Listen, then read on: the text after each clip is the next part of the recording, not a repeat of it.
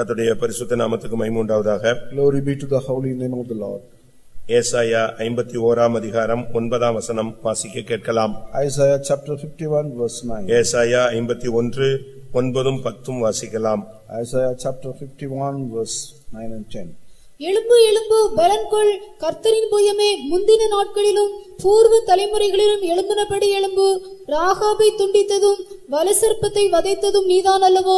மகா ஆழத்தின் தண்ணீர்களாகிய சமுத்திரத்தை வற்றி போக பண்ணினதும் மீட்கப்பட்டவர்கள் கடந்து போக கடலின் பள்ளங்களை வழியாக்கினதும் நீதான் அல்லவோ? Awake, awake, put on strength, O arm of the Lord. Awake as in ancient days, in generations of old. Art thou not it hath cut Rahab and wounded the dragon? Art thou not it which had dried the sea and the waters of the great deep, that made the depths of the sea a way for the ransom to pass over? கர்த்தருடைய பரிசுத்த நாமத்துக்கு மகிமை உண்டாவதாக. Glory be to the holy name of the Lord. இங்கே ஒரு அழைப்பு கர்த்தருடைய புயமாய் வாழ்கிற ஜனங்களுக்கு கொடுக்கப்படுகிறதை நாம் பார்க்கிறோம். And here a calling is given to the people of God in this matter. எழும்பு எழும்பு பலன்கொள், கர்த்தருடைய புயமே நீ பூர்வ காலத்தை போல எழும்பு என்று சொல்லப்பட்டிருக்கிறது. Here it's mentioned, awake, awake, put on the strength, O arm of the Lord, awake. நாம் ஒரு தேவனுடைய பிள்ளைகள், கர்த்தருடைய புயம். And we are the children of God and the arm of the Lord. ஒவ்வொரு தேவனுடைய பிள்ளைகளும் கர்த்தருடைய புயம் என்று அழைக்கப்படுகிறார்கள். Each child of God is called as the arm of the Lord. நாம் கர்த்தரின் புயமாக இருந்தால் கர்த்தருக்காக எழும்பி பலன் கொண்டு கர்த்தருக்காக கிரியை செய்ய வேண்டிய காலங்கள் இதுதான். And this is the time that we have to raise up for the Lord as an arm of the Lord and work for the Lord. ஏனென்றால் இந்த கர்த்தருடைய புயத்தை குறித்து முந்தின நாட்களில் என்ன நடந்தது என்று தெளிவாக சொல்லப்பட்டிருக்கிறது. Because it is mentioned here what has happened about the arm of the Lord in the ancient days. ஒன்று நீங்கள் எழும்ப வேண்டும், இல்லாவிட்டால் கர்த்தர் உங்களை எழும்ப பண்ண வேண்டும். One, you must rise up or the Lord should make us to rise up. இந்த நாளைக்கு பின்பு கர்த்தர் உங்களை எழும்ப பண்ணுவார் என்று நான் வேதவசனத்தின் வெளிச்சத்தில் விசுவாசிக்கிறேன். And in the light of the word of God, I believe the Lord will raise up you in these days. இங்கே சொல்லப்பட்டிருக்கிறது, நீ எழும்பினால் என்ன நடக்கும்? And what will happen if you rise up here? It is mentioned. ராகாபை துண்டித்ததும் நீதான் அல்லவோ? And all the dove that hath cut Rahab. வலுசர்ப்பத்தை வதைத்ததும் நீதான் அல்லவோ? And one who has wounded the dragon. மகா ஆழத்திலே தண்ணீரை வற்றி போக பண்ணினதும் நீதான் அல்லவோ? And you are the one who made the rich deep seas are dried. மீட்கப்பட்டவர்கள் கடந்து போக கடலை வற்றி போக பண்ணினதும் வழியாக்கினதும் நீதான் அல்லவோ? And you are the one that waters the great deep hath made. ஒரு தேவனுடைய பிள்ளை என்று சொல்லுகிறவன் தேவனுடைய கரங்களில் ஒரு ஆயுதமாக நிற்க வேண்டிய ஒரு காலம் இது. And this is the time as a child of God should be as a weapon in the hands of God. பால வயதின் புத்திரர் பலவான் கையில் உள்ள அன்புகளுக்கு ஒப்பாய் இருக்கிறார்கள் என்று வேதம் சொல்லுகிறது. And the word of God says the youthful are in the arm of the Lord as an armor.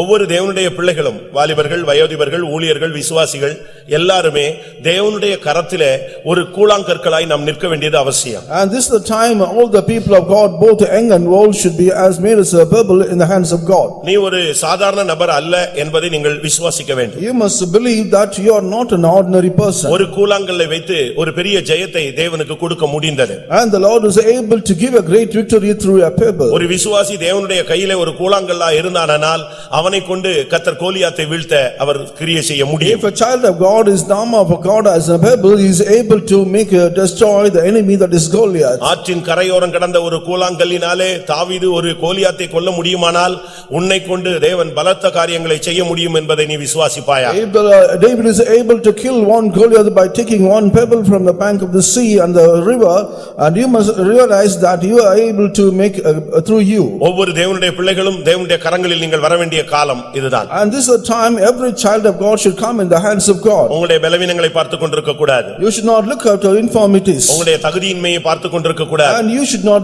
see about your unworthiness. தோல்வியை பார்த்து கொண்டிருக்க You கூடாது. should not see your defeats. மனுஷீகம் என்று சொல்லும் பொழுது பல தோல்விகள் பல பலவீனங்கள் இணைந்ததுதான் மனுஷீகம். And manly or a manly nature is that one who is facing many kinds of defeats. பலவீனங்களை எடுத்து போட்டு மனுஷீகத்தை தள்ளி விடுவதுதான் தெய்வீகம். And taking out all the infirmities and also offense and taking out only that is godly nature. நீங்களும் உங்களுடைய பிள்ளைகளும் கர்த்தருடைய கரங்களில் நீங்கள் கடந்து வருவீர்களானால் உங்களை கொண்டு நம்மை கொண்டு என்னை கொண்டு கர்த்தர் கிரியை செய்ய முடியும். And you and your children will come under the arm of the Lord. The Lord is able to perform many kinds of things. 12 சீஷர்களை கொண்டு முழு உலகத்தையும் தலைகீழாக கவிழ்க்க இயேசுவினால் முடிந்தது. And the Jesus was able to make the whole world upside down through the disciples.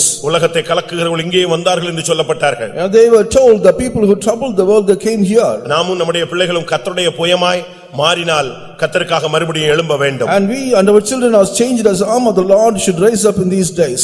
பூர்வ நாட்களைப் போல எழும்பு. And you must rise up as in the ancient days. கடந்த காலங்களைப் போல எழும்புங்கள்.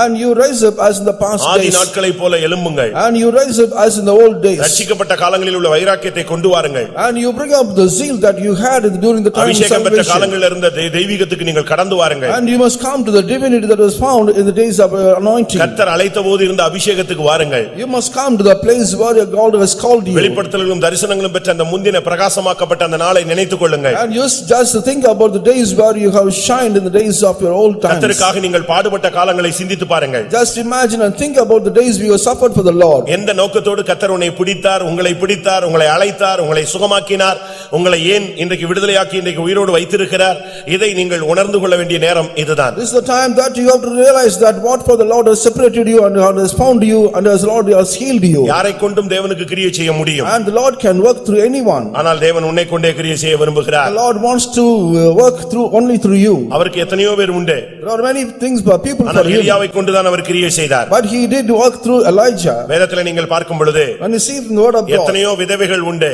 there are many kinds of widows.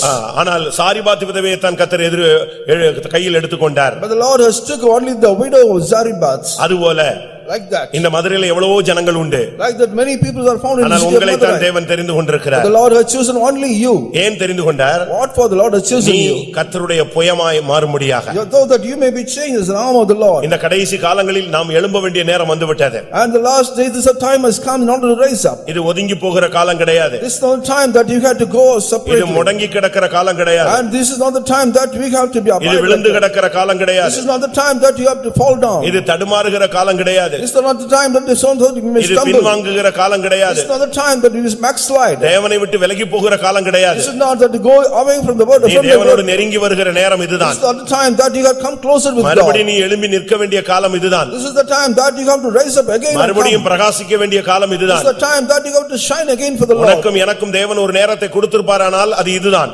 If the Lord has given time for you and me, this is the time. நீங்கள் இந்த சத்தத்துக்கு அந்நியர்களாய் நீங்கள் போய்விடக் கூடாது. You should not be a stranger to the voice to this இந்த voice. தேவனுடைய வசனத்துக்கு நீங்கள் அந்நியர்களாய் போய்விடக் கூடாது. You should not become the stranger to the voice of God. ஒவ்வொரு தேவனுடைய பிள்ளைகளும் எழும்பும் பொழுதுதான் தேவனுடைய வல்லமை விளங்க முடியும். Only if a child of God rises we can understand the power of God. ஏசாயா 52:1 என்ன சொல்லுகிறது? What does the 52:1 of Isaiah say? எழும்பு எழும்பு சீயோனே உன் வல்லமையை தரித்துக்கொள். Awake awake put on the strength O Zion. எழும்பு எழும்பு பரிசுத்த நகரமாகிய எருசலேமே உன் அலங்கார வஸ்திரங்களை உடுத்திக்கொள். Awake awake O Jerusalem put on the holy garment. சீயோனும் எருசலேமுமாக மாற்றப்பட வேண்டியவர்கள் எழும்ப வேண்டிய நேரம் இதுதான். This is the time both Zion and Jerusalem should be changed and this is the time. சீயோன் என்று சொன்னால் ஊழியர்கள்.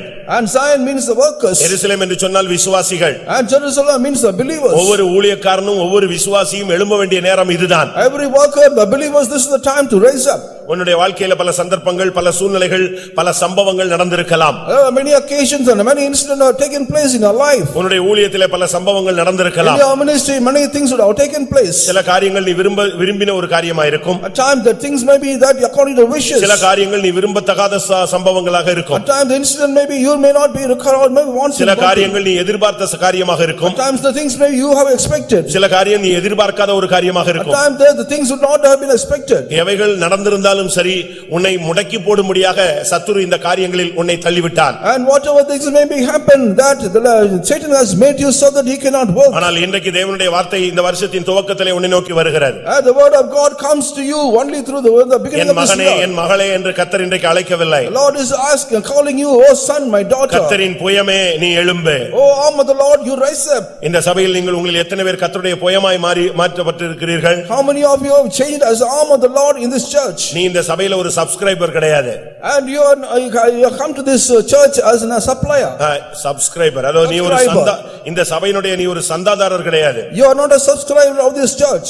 நீ ஏதோ மாசம் ஒரு சந்தா கொடுத்துட்டு போறதுக்கு நீ அழைக்கப்பட்டவன் அல்ல. You are not called to give a subscription every month and go. கர்த்தர் உன்னையும் என்னையும் கர்த்தர் தன்னுடைய புயமாய் தோளாக நிறுத்த விரும்புகிறார். The Lord wants to you and me as an arm of the Lord.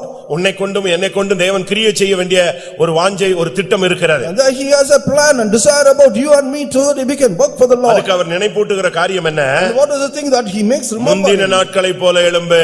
And you rise up as in the old ancient days. பிரகாசமாக்கப்பட்ட அந்த நாட்களை போல எழும்பு. You rise up as in the days you have shined. ஆதியிலே செய்த கிரியைகளை மறுபடியும் செய். You do the same thing what you have done in the old days. ஆதியிலே கொண்டிருந்த அன்புக்கு நீ திரும்பி வா. You come to the first love. அந்த பழைய வைராக்கியத்துக்கு நீ திரும்பி வா. You come to the early zeal. ஏனென்றால் அன்றைக்கு வலு சர்ப்பத்தை நீ மிதித்து நொறுக்கின ஒரு காலம். That was the time that you wounded the dragon.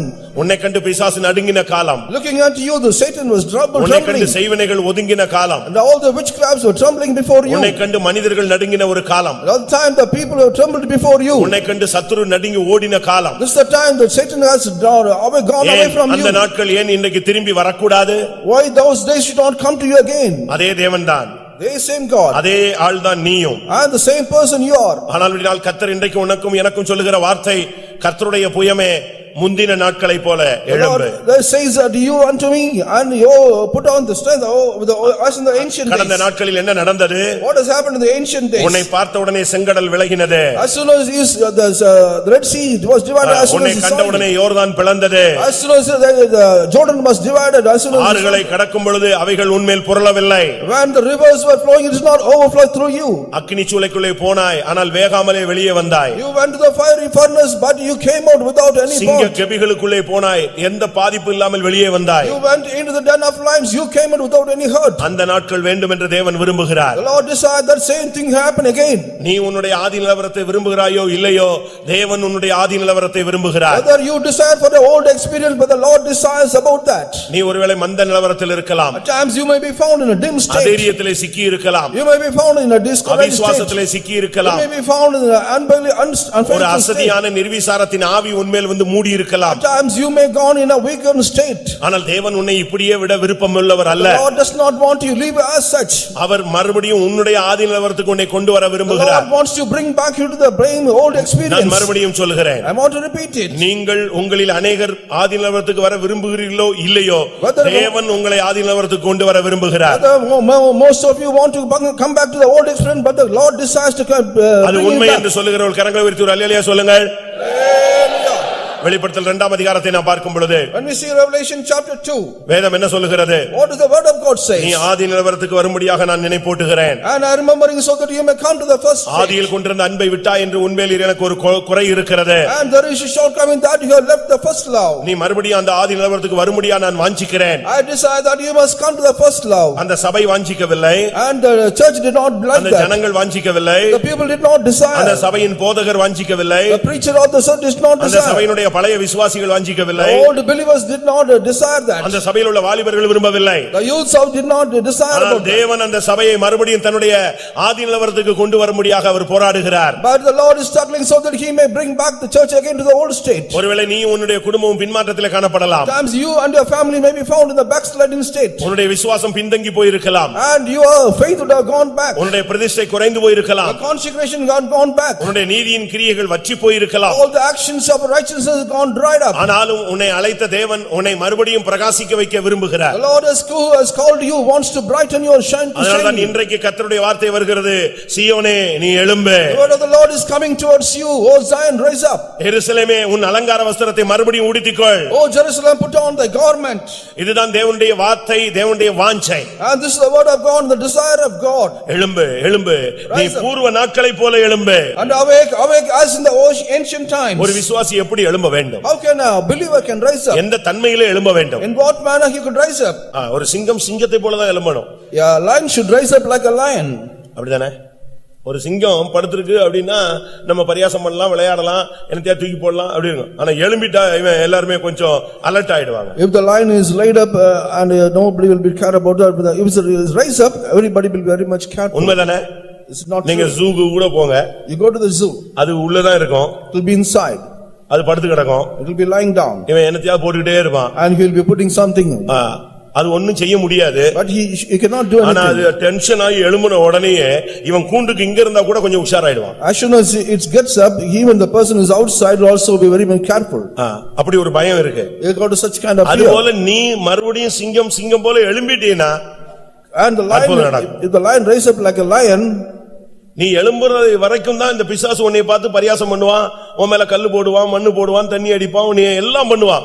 நீ எழும்பிட்டா போதும் இவெல்லாம் விலகிடுவான். And only up to you rise up from that, the enemy will be putting all the stones against you, but when you rise up, you will be afraid. வேதம் என்ன சொல்லுகிறது? What does the word of God says? எபிரே அப்போஸ்தலர் 12ஆம் அதிகாரத்தை பார்க்கும் பொழுது When you see Acts of Apostles chapter பேதுரு 12, தூங்கிக் கொண்டிருந்தான். and Peter was sleeping, அவனுக்கு மனவேதனை, and he was grieved. கர்த்தர் கைவிட்டாரோ என்கிற ஒரு கலக்கம். I was in trouble with the Lord as சிறைச்சாலையில அவனை வெங்கல சங்கிலி போட்டு கட்டி விட்டார்கள். and he was fettered with the silver fetters and was அவனால ஒண்ணுமே பண்ண முடியவில்லை. and he could not do anything. அவன் தூங்கி விட்டான். He was lying down. ஆனால் கர்த்தர் எழுப்பினார். The Lord is making எழும்பு, rise up, உன் பாதரட்சியை தொடுத்துக்கொள். put on the sandals.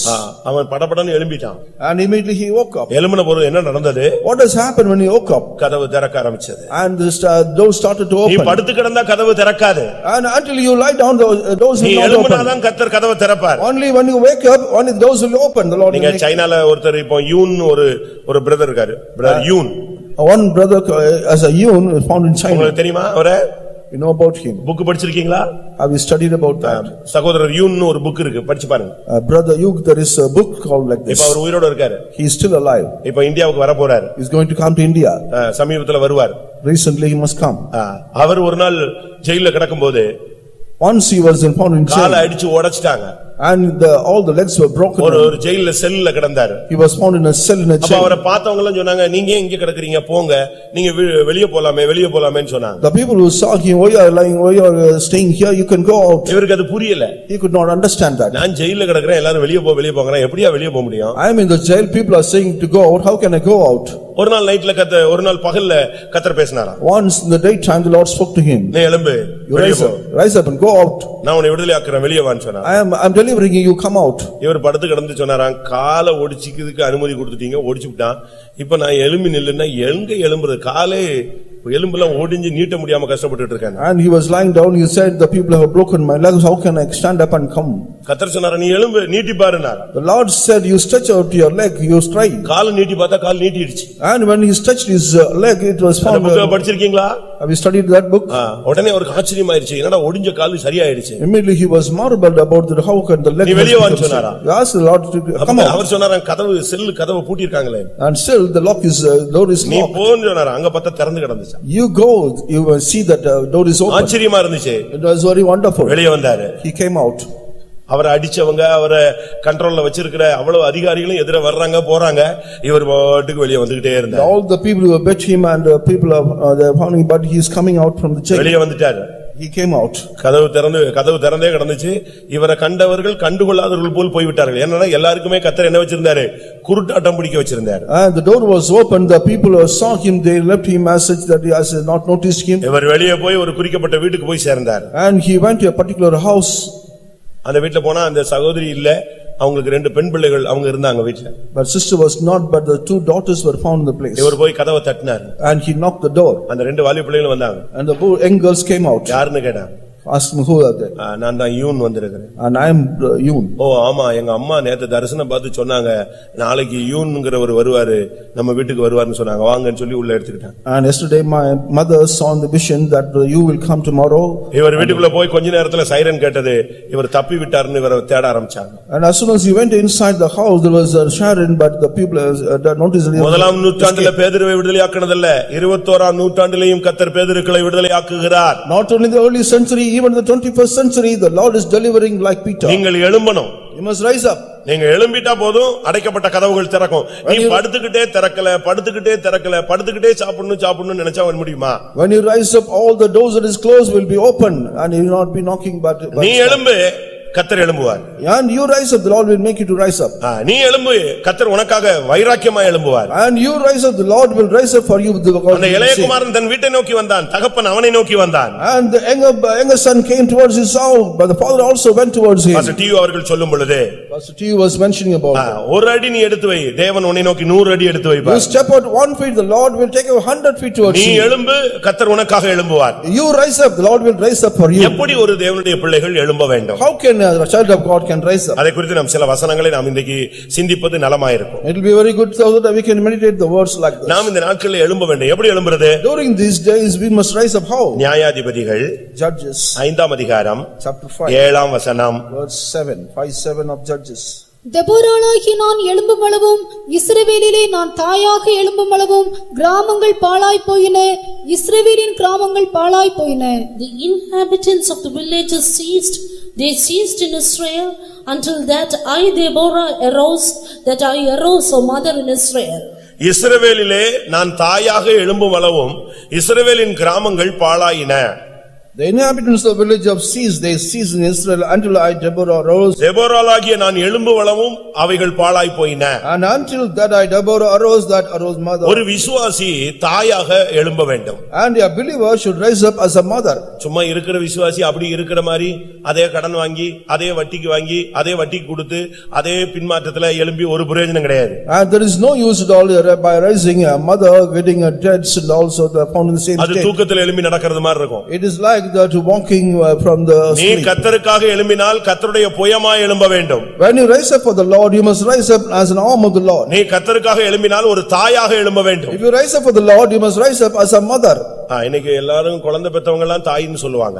And all the people who are begged, they can call ஆனா themselves. எத்தனையோ தாய்மார்களுக்கு பிள்ளையை வளர்க்க தெரியாது. But they cannot bring up the child. குளிப்பாட்ட தெரியாது. They cannot make to தண்ணியை wash. தூக்கி நேரா மூக்குல ஊத்தி விட்டுருவா. And they will pour the water straight. அதுக்கு ஃபீட் பண்ண தெரியாது. They cannot feed the child. அத தூக்க தெரியாது. கழுத்தை விட்டுருவாங்க. கழுத்து எங்கிட்ட ஒடிஞ்சிட்டு போயிடும். And they cannot take the child with this. அதனால தான் பைபிள்ல சொல்லி இருக்கு, ராஜாக்கள் உன்னை வளர்க்கும் தந்தைகள், அவருடைய கை தாய்கள் உன்னை வளர்க்கும் நாயகிகள் என்று பைபிள்ல சொல்லி இருக்கிறார். And the word of God says on the kings and also queens that will all to bring up your child. ஒரு தேவனுடைய பிள்ளையை யார் வளர்க்கணும்? And a child of God who can bring up? ஏசாயா 49:23 பாத்தீங்கன்னா 41:29 of Isaiah 23 ராஜாக்கள் உன்னை வளர்க்கும் தந்தைகள், அவருடைய நாயகிகள் உன் கை தாய்கள் என்று வேதம் சொல்லுகிறது. And the word of God says the kings and the queens of the ராஜாக்கள் உன்னை வளர்க்க வேண்டும். வேகமா சொல்லுங்க. should also bring it up. கர்த்தருடைய பரிசுத்த நாமத்துக்கு மகிமை உண்டாவதாக. Glory be to the name of the ஒரு Lord. தேவனுடைய பிள்ளையை வளர்க்கணும்னா தாய்கள் தேவை. And mothers are necessary to bring up a child. சபை வளரணும்னா நாம் தாயாக எழும்ப வேண்டிய ஒரு காலம். If the church has to rise up, we need mothers. தாய் இருந்தாதான் அங்க பிள்ளைகள் வளர முடியும். Only if there is mother, the children can grow. சபையில உள்ள ஜனங்கள் வளரணும், புறஜாதிகள் வந்து இங்க கொண்டு வந்து கர்த்தருக்குள்ள வளர்ச்சி அடையணும்னா ஒவ்வொரு விசுவாசியும் தாயாய் மாறணும். If the people has to grow, the other strangers should come here, means that all the people here should be made as நாம் mothers. தாயாக மாறாவிட்டால் இஸ்ரவேலின் கிராமங்கள் பாழாய் போகும். And until become the mothers, the inhabitants of Israel will be அந்த desolate. தாய்க்கு தான் அந்த பிள்ளையினுடைய அருமை தெரியும். Only the mother knows about the condition of the அந்த child. தாய்க்கு தான் அந்த பிள்ளையினுடைய வெயிட் தெரியும், உண்மையான நிலவரம் தெரியும். Only the mother knows the actual situation of the child. ஒரு பையன் படிக்கலன்னு சொல்லிட்டு எனக்கு பயங்கர டென்ஷன் ஆயி போச்சு. And I was very much moved when the boy did not study. Sunday school ஒழுங்கா படிக்கலன்னு சொல்லிட்டு அவன் இன்னைக்கு சரியான ட்ரீட்மெண்ட் கொடுத்துறணும்னு நான் முயற்சி எடுத்தேன். But I tried to give a right treatment so that he can study the Sunday school lessons well. என்னுடைய treatment வந்து ரொம்ப டஃப்பா இருக்கு. My treatment will be very tough. இப்ப கொஞ்ச நாள் அதை நான் நிறுத்தி வைத்திருக்கேன். But I was stopped for a little time. சிவகாசியில நான் அதை யூஸ் பண்ணேன். I did use that in Sivagasi. அதனால நான் சிவகாசியில இருந்து போற வரைக்கும் அது ஃபர்ஸ்ட்லயே நின்னுட்டு இருந்துச்சு. Until I left Sivagasi, the same was standing there. பொன்னகரத்துல இருந்து ஃபர்ஸ்ட் சிவகாசிக்கு போன உடனே சண்டே ஸ்கூல் ரிசல்ட் என் கையில கொடுத்தாங்க. And as soon as I went to Sivagasi from Ponnagaram, they gave the result of Sunday school to me. நான் அதை வாங்கி பார்த்தா எனக்கு ரொம்ப கஷ்டமா இருந்துச்சு. I saw that I was badly ஒரு பெரிய மூங்கில் எடுத்துட்டு உள்ள போனேன். I went with the broomstick with this Sunday school. ஆண் என்றும் பார்க்கவில்லை, பெண் என்றும் பார்க்கவில்லை. I did not see whether a boy or a girl.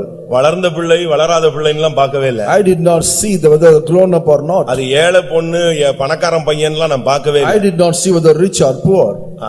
50 மார்க்குக்கு குறைவா இருந்த அனைவருக்கும் ஒரு அடி, ஒரு shot. The students got less than 50 marks. I gave a good. ஒரு 5 பேரை அடிக்கிறதுக்குள்ள 50 மார்க்குக்கு குறைவான 50 பேர் அங்க உட்கார்ந்து தானாவே ஆள ஆரம்பிச்சிட்டாங்க, ஸ்டார்ட் பண்ணிட்டாங்க. As soon as I started to beat at least 5 children, other people started to study. அதுக்காக நான் நிறுத்தவும் இல்லை. I did not stop with that. அதே ஸ்பீட்ல 50 பேருக்கும் 50 மார்க் குறைஞ்ச 50 பேருக்கு அடி விழுந்துச்சு. The same speed I gave the beating to all the people who got college பொண்ணு இருந்துச்சு, மெடிக்கல் படிக்கிற பொண்ணு இருந்துச்சு, பெரிய பையன் இருந்தா, யாரையும் நான் பார்க்கல. கண்ணை மூடிட்டு 50 பேருக்கு அடி கொடுத்தேன். There were students. நான் போகும் வரை தோற்று போகவில்லை. There were students studying in the colleges and medical colleges. I did not leave anyone, but I gave all the beating, but still I returned from that place. There was a good முதல் progress. இடத்தை பார்த்துக் கொள்ள வேண்டும். அதுதான் first target. And the first target is you must see the first place. கடைசி வரைக்கும் நீ வாழ்க்கையில முதல் இடத்தை பார்க்கணும். And until the last time you must see the first place of your life. எதுக்கு நான் இதை சொல்றேன்? What for I am saying this? அப்போ நான் ஒரு பிள்ளைக்கு வந்து கண்டிக்கணும்னு ரொம்ப முயற்சி எடுத்துட்டேன் ஒரு இடத்துல. And I was moved so that I can correct a child. ஆனா நல்லவேளை நான் கண்டிக்கிறதுக்கு முன்னால அவங்க பேரண்ட்ஸ் கூப்பிட்டு சத்தம் போட்டேன். And before I could correct the child, I called the parents and gave a good அப்பதான் அவங்க சொன்னாங்க இவன் சின்ன வயசுலயே ரொம்ப சீரியஸா இருந்து பொழைச்சி டாக்டர் அவனை ரொம்ப ரஃபாவே நடத்தக்கூடாதுன்னு சொன்னதுனாலதான் நாங்க என்ன செய்யல நடத்தல. இல்லன்னா அவனை நாங்க ரஃபாவே நடத்திட்டு நல்லா படிக்க வச்சிருக்கலாம். பட் அவனுக்கு கிராஸ்பிங் பவரும் கம்மி அப்படின்னு சொன்னாங்க. அப்பதான் புரிஞ்சுக்கிச்சு ஒருவேளை அந்த தாய்க்கு தான் அந்த உண்மையான நிலவரம் தெரியுது. But the mother said about him that right from his birth he was not right, but he was very weak. The doctors also said him not to treat him badly, but only then I could able to know about that. அவனை நான் அடிச்சிருந்தா ஒரு போதகனாக அடிச்சிருக்கலாம்.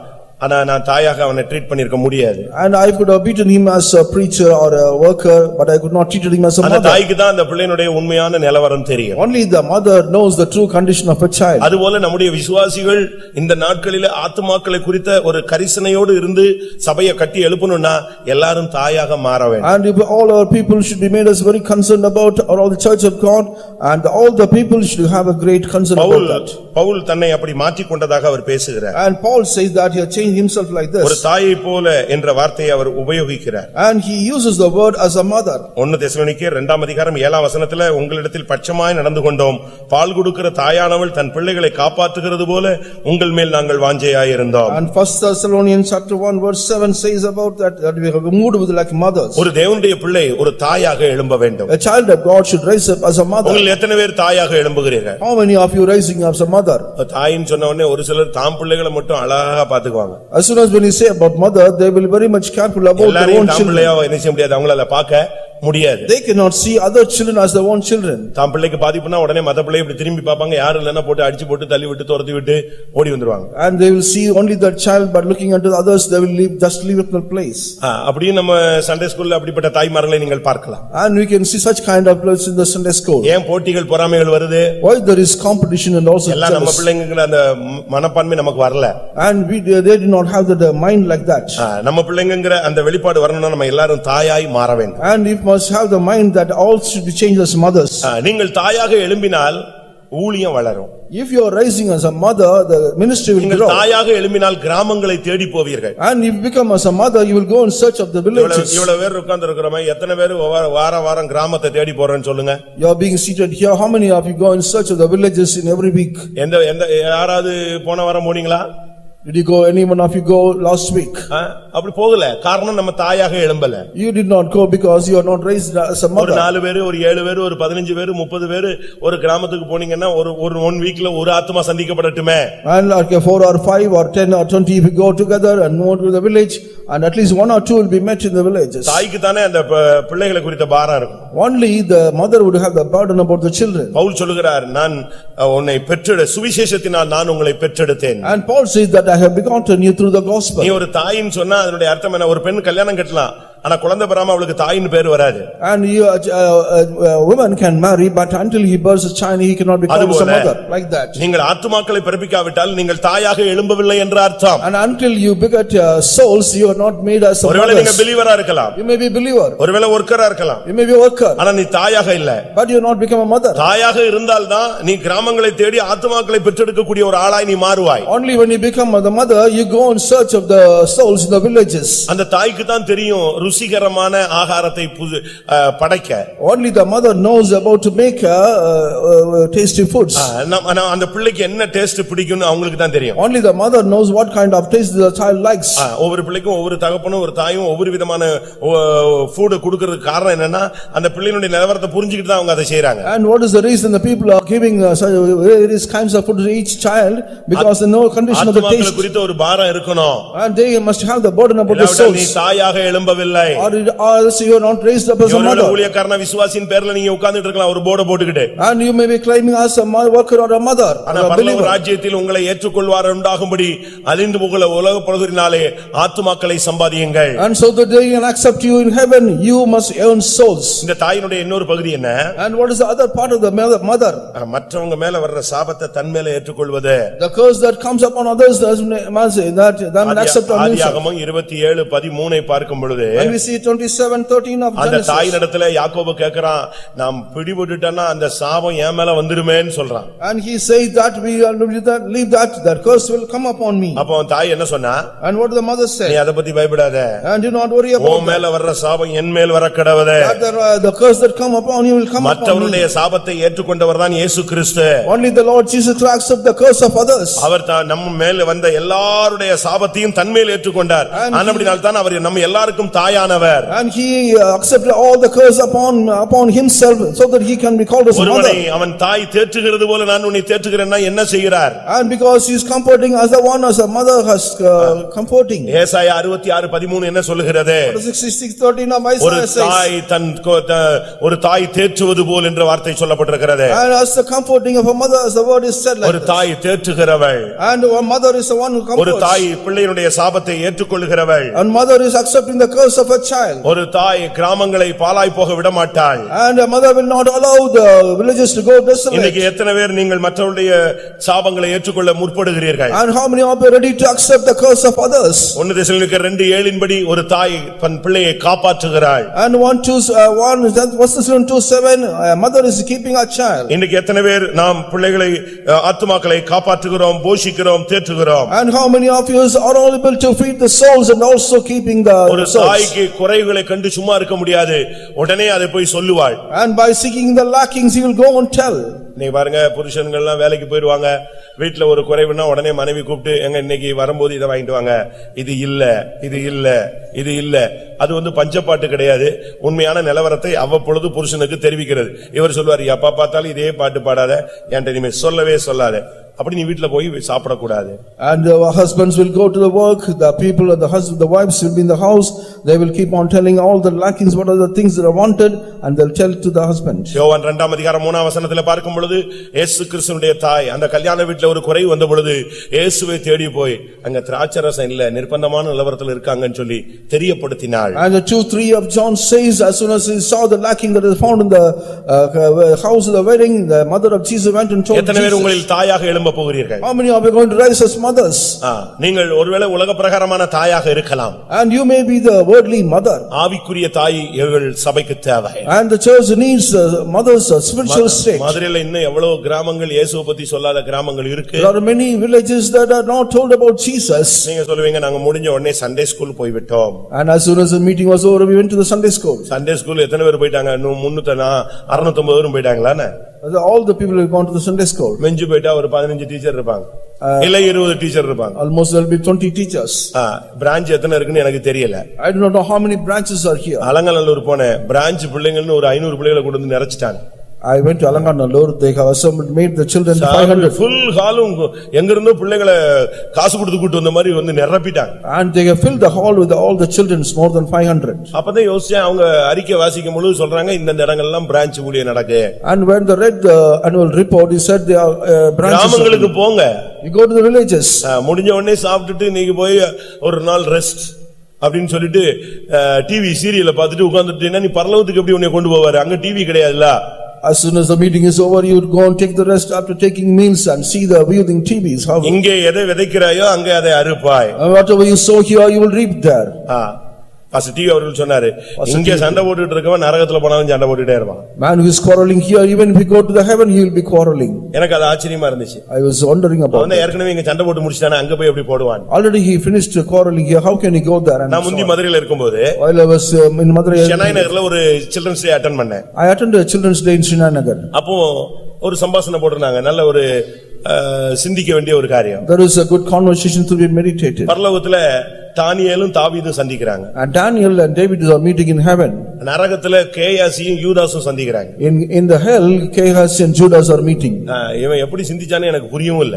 How did he meditate or think about that? தானியேலும் தாவீதும் சந்திக்கிறாங்க. Daniel and David are meeting. தாவீது சொல்றாரு தானியேலை பார்த்து, ஐயோ உங்களை பார்த்து பிரியமான புருஷனேன்னு கர்த்தர் பேசுறார். And looking unto Daniel, David says the Lord is calling husband. உடனே தானியேல் சொல்றான், உன்னைய பார்த்து என் இருதயத்துக்கு ஏற்ற மேய்ப்பன்னு கர்த்தர் சொன்னார். And looking unto David, Daniel says that you are after my God's heart. உலகம் முடிகிற வரைக்கும் உள்ள ரகசியங்கள் எல்லாம் தரிசனமா உங்களுக்கு கிடைச்சிருச்சே, எல்லா ரகசியமும் உங்களுக்கு கர்த்தர் வெளிப்படுத்திட்டாரேன்னு தாவீது சொல்றாரு தானியேலை பார்த்து. And looking unto Daniel, David says the Lord has revealed all the mysteries of this world. தானியேல் சொல்றாரு, என்னுடைய வாழ்க்கையில ஒரு சங்கீதம் கூட நான் பாடினது கிடையாது, நீ 150 சங்கீதம் பாடியிருக்க, எவ்வளவு அருமையா கர்த்தரை பாடியிருக்க. But Daniel says, I have not sung even one song, but you have sung 150 இது songs. பரலோகத்துல ஒருவர் மேன்மைப்படுத்துகிற ஒரு தன்மை. And this is that making themselves great in heaven.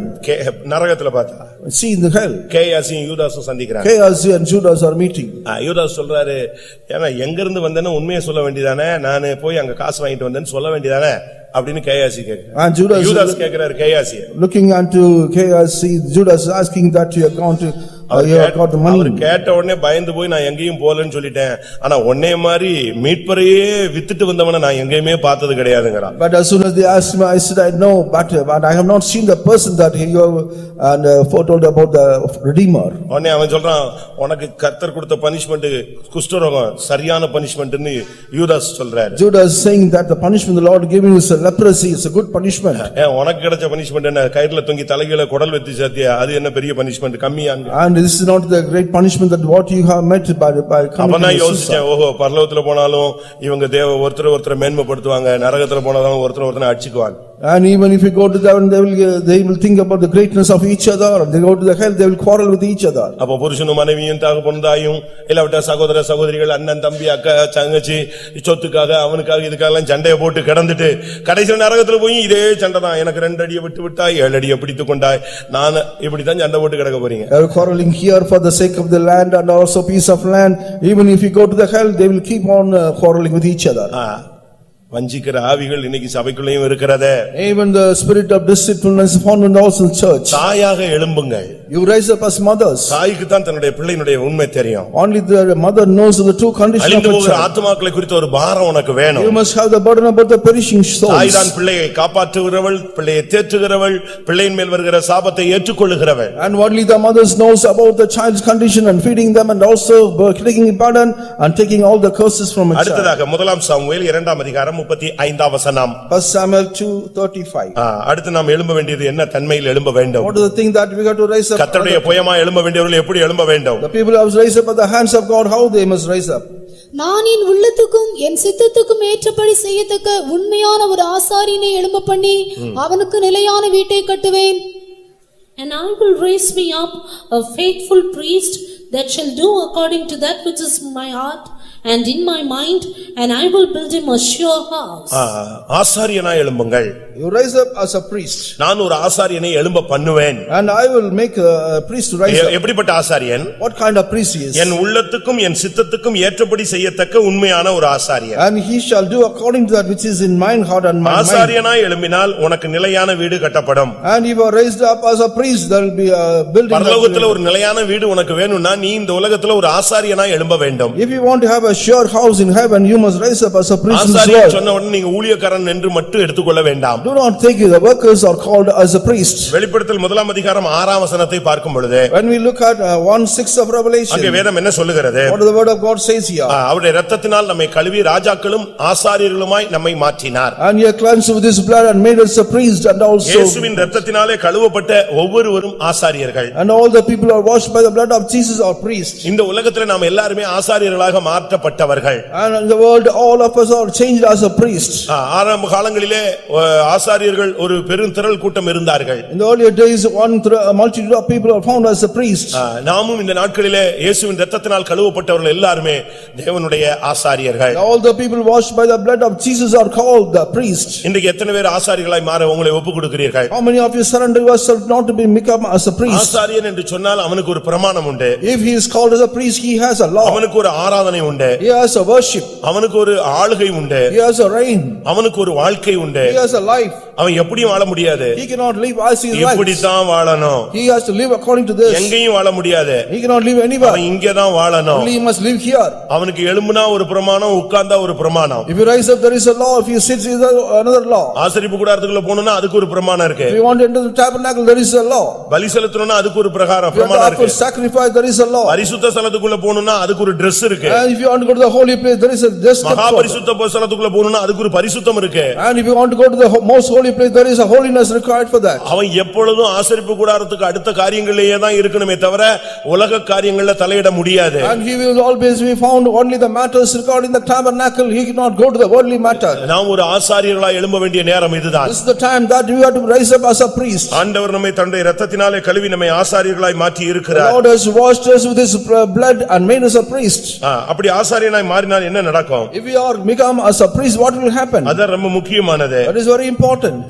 ஆசாரியனாய் நாம் மாறும் பொழுது When we become as a priest, நம்முடைய வாழ்க்கை எப்படி மாறுகிறது? how our life is changed.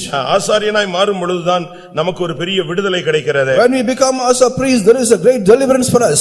எபிரேயர் 9:11 பார்க்கும் பொழுது When we see 9:11 of Hebrews, கிறிஸ்துவானவர் வரப்போகிற நன்மைகளுக்குரிய ஆசாரியர்.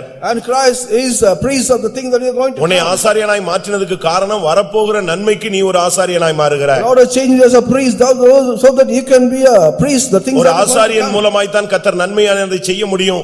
அவனுக்கு தான் கர்த்தர் பெரிய காரியங்களை நடப்பிக்க முடியும். And only through the priest the Lord can make all the good things. Only through him the Lord can do that. வரப்போகிற நன்மைகளுக்குரிய பிரதான ஆசாரியர். And the high priest that is going for the greater good things that are going to இன்னைக்கு come. நம்மில் எத்தனை பேர் ஆசாரியர்களாய் மாற்றப்பட்டிருக்கிறோம்? How many of us made us a priest today? இயேசுவின் இரத்தத்தினால் என்னை கழுவி இருக்கிறார் என்று எத்தனை பேர் சொல்ல முடியும்? How many of you can say the Lord has washed with his blood? 1 பேதுரு 2:5 பார்க்கும் பொழுது When we see 1 Peter chapter 2 verse 5, பரிசுத்த ஆசாரிய கூட்டம் என்று சொல்லப்பட்டிருக்கிறது. and there is called a holy priesthood. ஒரு தேவனுடைய பிள்ளையை ஆசாரியனாய் மாற்றுகிறது பரிசுத்த ஆசாரியனாய் மாற்றுகிறார். And the Lord is changing a priest into a most holy priesthood. இந்த மார்க்கத்தினுடைய பெயர் பரிசுத்த மார்க்கம். And the path of this path is holy. ஒரு வழி உண்டு, அது பரிசுத்த வழி என்று எண்ணப்படும். And there is a way, it's called a holy way. தீட்டுள்ளவன் அதிலே பிரவேசிப்பது இல்லை. And the people who are defiled cannot enter there. இந்த கூட்டத்துக்கு பெயர் பரிசுத்த ஆசாரிய கூட்டம். And this group is called the holy priesthood. நாம் ஒரு சாதாரண ஆசாரியர்கள் அல்ல. We are not ordinary priests. ஏதோ பைபிள் எடுத்துட்டோம் ஒரு பிரசங்கம் பண்றோம் அது ஒரு ஊழியம் நினைச்சிட கூடாது. Taking of the Bible and preaching is not a ministry. தமிழ்ல சொல்லுவான் தடி எடுத்தவன் எல்லாம் தண்டல்காரன் ஆயிட்டான்னு சொல்லி. And in Tamil they will say all the people are taken the road. Bible எடுத்தவன் எல்லாம் நம்ம போதகராய் மாறிவிட முடியாது. By taking the Bible we cannot become the preacher. நல்லா கவனிச்சுக்கணும். Listen carefully. அதிக ஆக்கினை அடைவோம் என்பதை அறிந்து உங்களில் அநேகர் போதகர் ஆகாது இருப்பீர்களாக. Many of you should not become the priest so that we can be before the condemnation. 1 பேதுரு 2:9 பார்க்கும் பொழுது And we see 2:9 of 1 Peter. ராஜரீகமான ஆசாரிய கூட்டம். And the royal priesthood.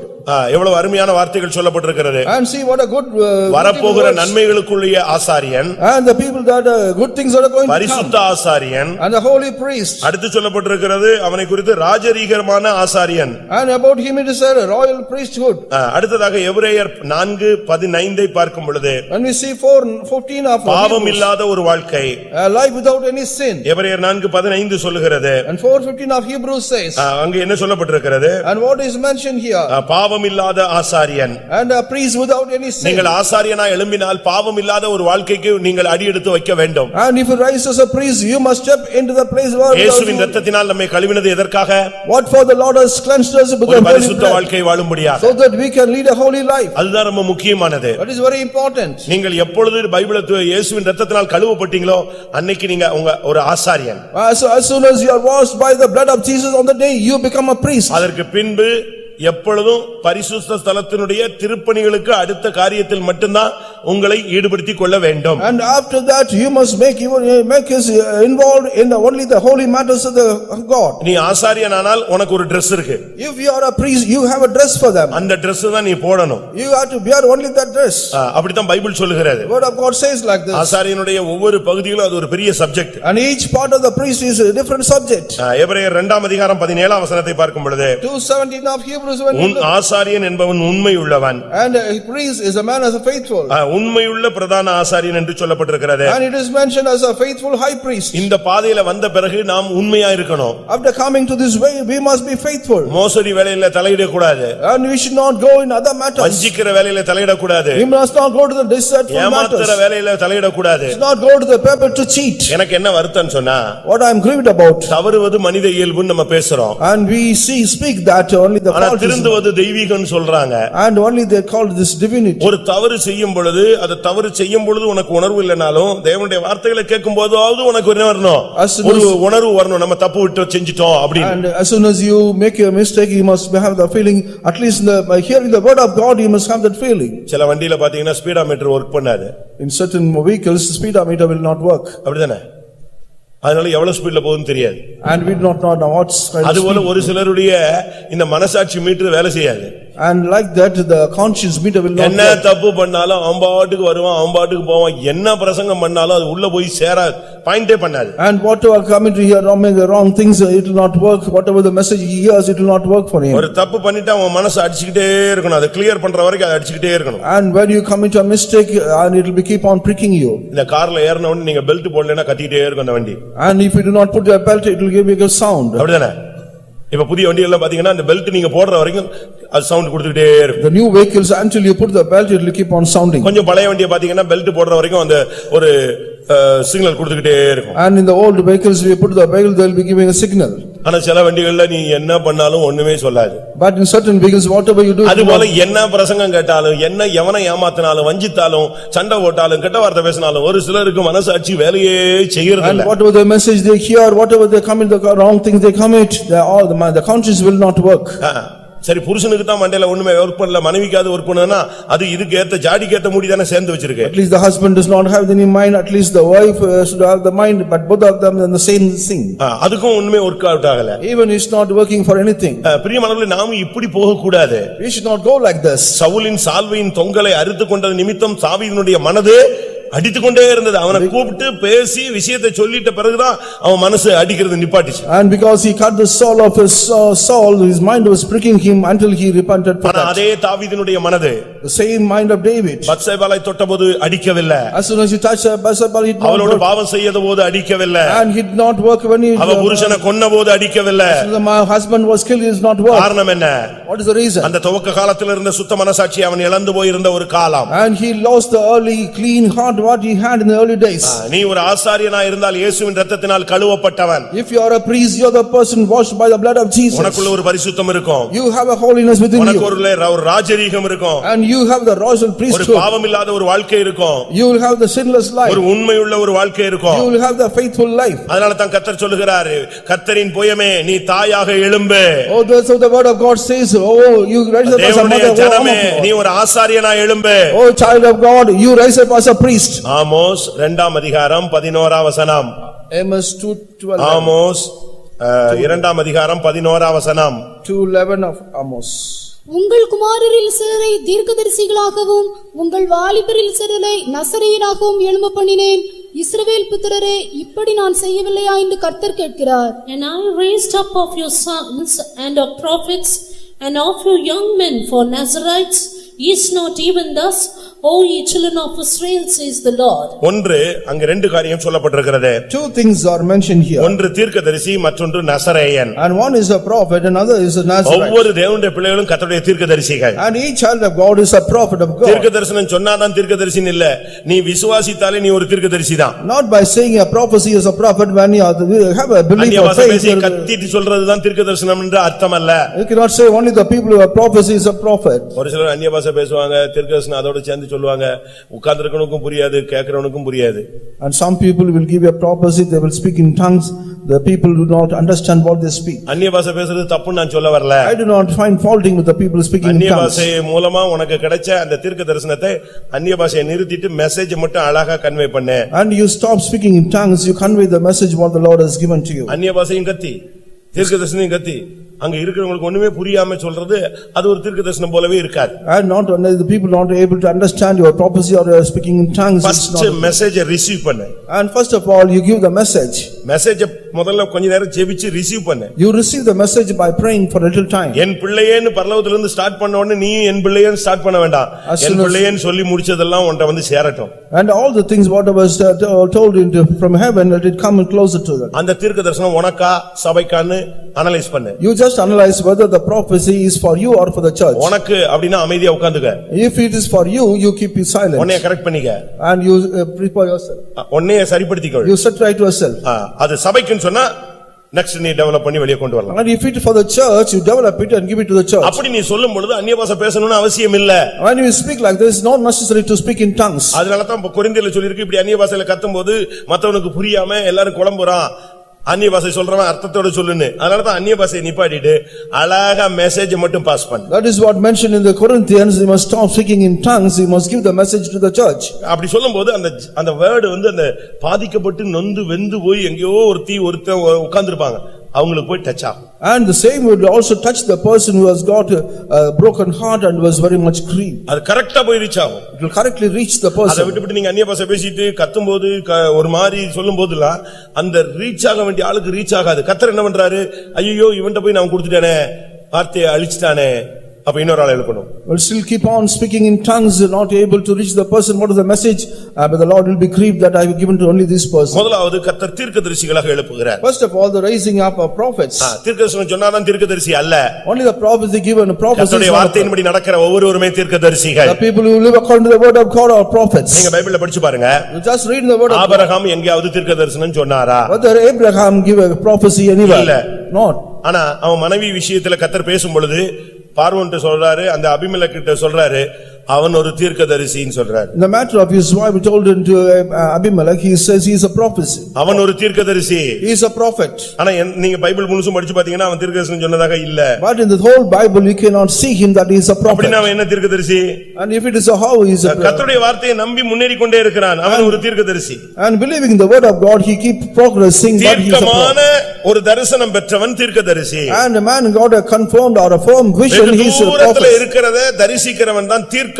ரொம்ப தீர்க்கமா தெளிவாக ஒரு தரிசனம் அவனுக்கு. The people who see a thing that is far off, that is a prophet. Bible அப்படிதான் அவனை குறித்து சொல்லுகிறது. Only the word of God says about him like this. ஆதியாகமம் 20ஆம் அதிகாரம் 7ஆம் வசனத்திலே அவளை அனுப்பிவிடு, அவன் ஒரு தீர்க்கதரிசி. In 27 of Genesis it is said, you send him off, he is a prophet.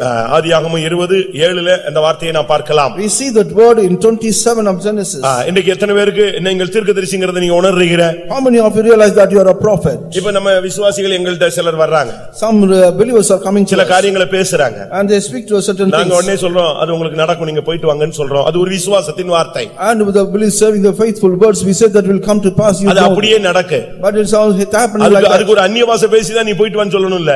நீ போய்ட்டு வான்னு ஒரு விசுவாசத்தோட சொல்லும் பொழுது அது போய் நிறைவேறும் பொழுது அவங்க அதை தீர்க்கதரிசனமா எடுக்கறாங்க. And not by filling in the spirit and speaking in tongues must say, but when we say the faithful words, they believe that and it will happen to them. நீ ஒரு தீர்க்கதரிசியாக எழும்ப வேண்டிய நேரம் வந்து விட்டது. This is the time that has come that you must rise up as a prophet. எல்லாருக்கும் கர்த்தருடைய வார்த்தை உண்டு. For everyone there is a word of God. எல்லாரும் பேசுறது இல்ல. And nobody is speaking. அதான் problem. That is the problem. இன்னைக்கு எத்தனை பேர் நீங்க கர்த்தருடைய வார்த்தையை பேசுறீங்க? How many of you heard the word of God today? 600 பேர் உட்கார்ந்திருக்கீங்களே, உங்களோட கர்த்தர் ஒரு வார்த்தை கூட இந்த ஆராதனையில பேசல. At least 400 people are being seated here, at least one word the Lord will speak to you. உபாகமம் 18ஆம் அதிகாரம் Deuteronomy chapter 18. 15ஆம் வசனத்தை பார்க்கும் பொழுது, when you look at the verse 15. உபாகமம் 18:15. 18:15 of Deuteronomy. உன் தேவனாகிய கர்த்தர் என்னைப் போல ஒரு தீர்க்கதரிசியை உனக்காக உன் நடுவிலே உன் சகோதரரிலிருந்து எழும்ப பண்ணுவார், அவருக்கு செவி கொடுப்பீர்களாக. The Lord thy God will raise up unto thee a prophet from the midst of thee, of thy brethren like unto me, unto him ye shall hearken. உன் சகோதரரிலிருந்து ஒரு தீர்க்கதரிசியை கர்த்தர் உனக்கு நடுவிலிருந்து எழும்ப பண்ணுவார். The Lord the God will raise up unto thee a prophet from the midst of thee. ஒரு வீட்ல ஒரு தீர்க்கதரிசி இருந்தா எப்படி இருக்கும்? If there's a prophet in a house, how it will be? இப்ப நீங்க பாருங்க, எல்லாரும் நம்ம ஆளுங்க கூட எங்கயாவது யாராவது தீர்க்கதரிசி சொல்றான்னா போயிடுறான், குறி கேக்குற மாதிரி புறப்பட்டு போயிடுறான். Even our people also go to certain people who give some prophet. உங்க வீட்லயே ஒரு தீர்க்கதரிசி இருந்தா If there is a prophet in your house, ஏன் உன் புருஷன் தீர்க்கதரிசியா இருந்தா பிரச்சனையே இல்லையே? if your husband is giving a prophecy, உன்னுடைய மனைவி ஒரு தீர்க்கதரிசியா இருந்தா எங்க நீ போக வேண்டிய அவசியம் இல்லையே? if your wife is a prophet, there's no problem. உனக்கு 2-3 பிள்ளைங்க இருக்காங்களே, அவங்க எல்லாம் ஏன் தீர்க்கதரிசிகளா வளர்க்க கூடாது? You have got a 2 or 3 children, why not you bring them up as a prophet? அப்படி உங்க பிள்ளைகளை வளர்க்க உங்களுக்கு சக்தி இருந்துச்சா? You have the power to bring up a children like நீங்களே this. யோசிச்சு பாருங்க. Just imagine. ஏன் உங்களுடைய பிள்ளைகளை அப்படி வளர்க்க கூடாது? Why you should not bring up a children like that? அப்படி வளர்க்க முடியாதா? Can you not do that? நிச்சயமாய். Surely. ஒரு வீட்ல 4 பொம்பளை பிள்ளைங்க இருந்தாங்க. And there were 4 4 பிள்ளைகளும் தீர்க்கதரிசிகள். and all the 4 children were the prophets. அப்போஸ்தலர் 21 அதிகாரம் 9 வசனம். 21:9 of Acts of Apostles. அப்போஸ்தலர் 21:9. 21:9 of Acts of Apostles. தீர்க்கதரிசனம் சொல்லுகிற கன்னியாஸ்திரிகளாகிய 4 குமாரத்திகள் அவனுக்கு இருந்தார்கள். And the same man had 4 daughters, virgins which did prophesy. 4 பிள்ளைகள் எப்படி இருந்தாங்களா? All the 4 girls, how they were. ஒரு வீட்ல 4 பிள்ளைங்க, 4 பிள்ளைகள் எப்படி இருந்துச்சு? And how the 4 daughters were there. Pastor பிலிப்புடைய சுவிசேஷகன் பிலிப்புனுடைய 4 பெண் பிள்ளைகள். And the prophet or the his 4 daughters of Philip. 4 பிள்ளைகள் எப்படிப்பட்ட பிள்ளைங்க? And what kind of daughters they were? சொல்லுங்க. 4 பிள்ளைகள் எப்படிப்பட்ட பிள்ளைங்க? கன்னியாஸ்திரிகளாகிய தீர்க்கதரிசனம் சொல்லுகிற 4 பிள்ளைகள். And 4 daughters virgin which did prophecy. ஒண்ணு ஊர்ல சுத்தாது, கெட்ட பேர் எடுக்காது, அங்க வண்டியில போகாது, இங்க வண்டியில போகாது, கண்ணை இப்படி திருப்பிச்சு அப்படி திருப்பிச்சு அந்த பொண்ணை அங்கே பார்த்தேன் இங்கே பார்த்தேன், எந்த ரிப்போர்ட்டும் கிடையாது. 4 பிள்ளைகளும் கன்னியாஸ்திரிகளாக அந்த தகப்பன் வளர்த்தான். And the father brought all the 4 daughters virgin which did prophecy. உனக்கு இருக்கிற பிள்ளை அப்படி வளர்க்க உனக்கு சக்தி இருக்கா? Do you have the power to bring up a children like அப்படி this? வளர்த்தாயா? Did you bring up a children like this? நீ இதுக்கு ஒரு பதில் சொல்லி பார். You just give an answer for the Lord. உன் பையங்களை அப்படி வளர்த்திருக்கீங்களா? 4 பையங்கள் இருக்காங்களா? 2 பையன் இருக்கான், 3 பொண்ணு இருக்கு, எல்லாம் தீர்க்கதரிசனம் சொல்ற பிள்ளைகளா? Did you bring up your sons, 2 daughters or 2 sons? Did you bring up like this? தீர்க்கதரிசிகளா எழும்ப பண்ணுவேன்னா யாரு? எங்கேயோ ஒருத்தன் எழும்புவா, நீ போய் காணிக்க கொடுத்துட்டு அங்க போய் தீர்க்கதரிசனம் கேட்டு வருவே, அவன் சொல்லுவான் உனக்கு 4 பிசாசு இருக்குன்னு. உடனே நீ அதை பிடிச்சிக்கிட்டு எனக்கு 4 பிசாசு பிடிச்சிருக்குன்னு அங்க போன சொன்னாங்க. 4 பிசாசு துரத்துனானா? துரத்தல இல்ல, அதோட தானே திரும்பி இங்க வந்திருக்கிற. And you will go to some other place, they will say that you are possessed with the devils, you have come without being chased him off. நான் ஒரு சபையில இருந்தேன். I was in a church.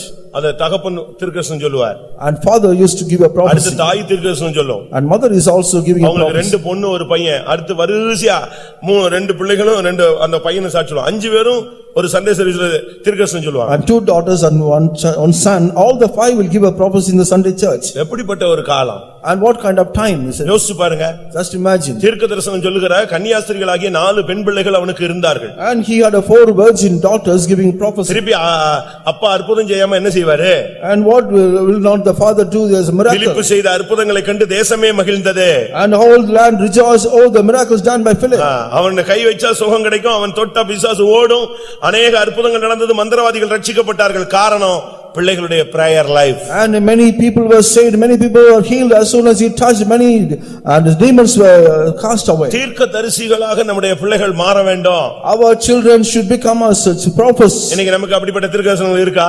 And whether we have got such kind of prophets. பிள்ளைகளே, நான் உங்கள் மத்தியில் வந்திருக்கிறேன். இது தீர்க்கதரிசனம் இல்ல. நீ என்ன சொல்றது?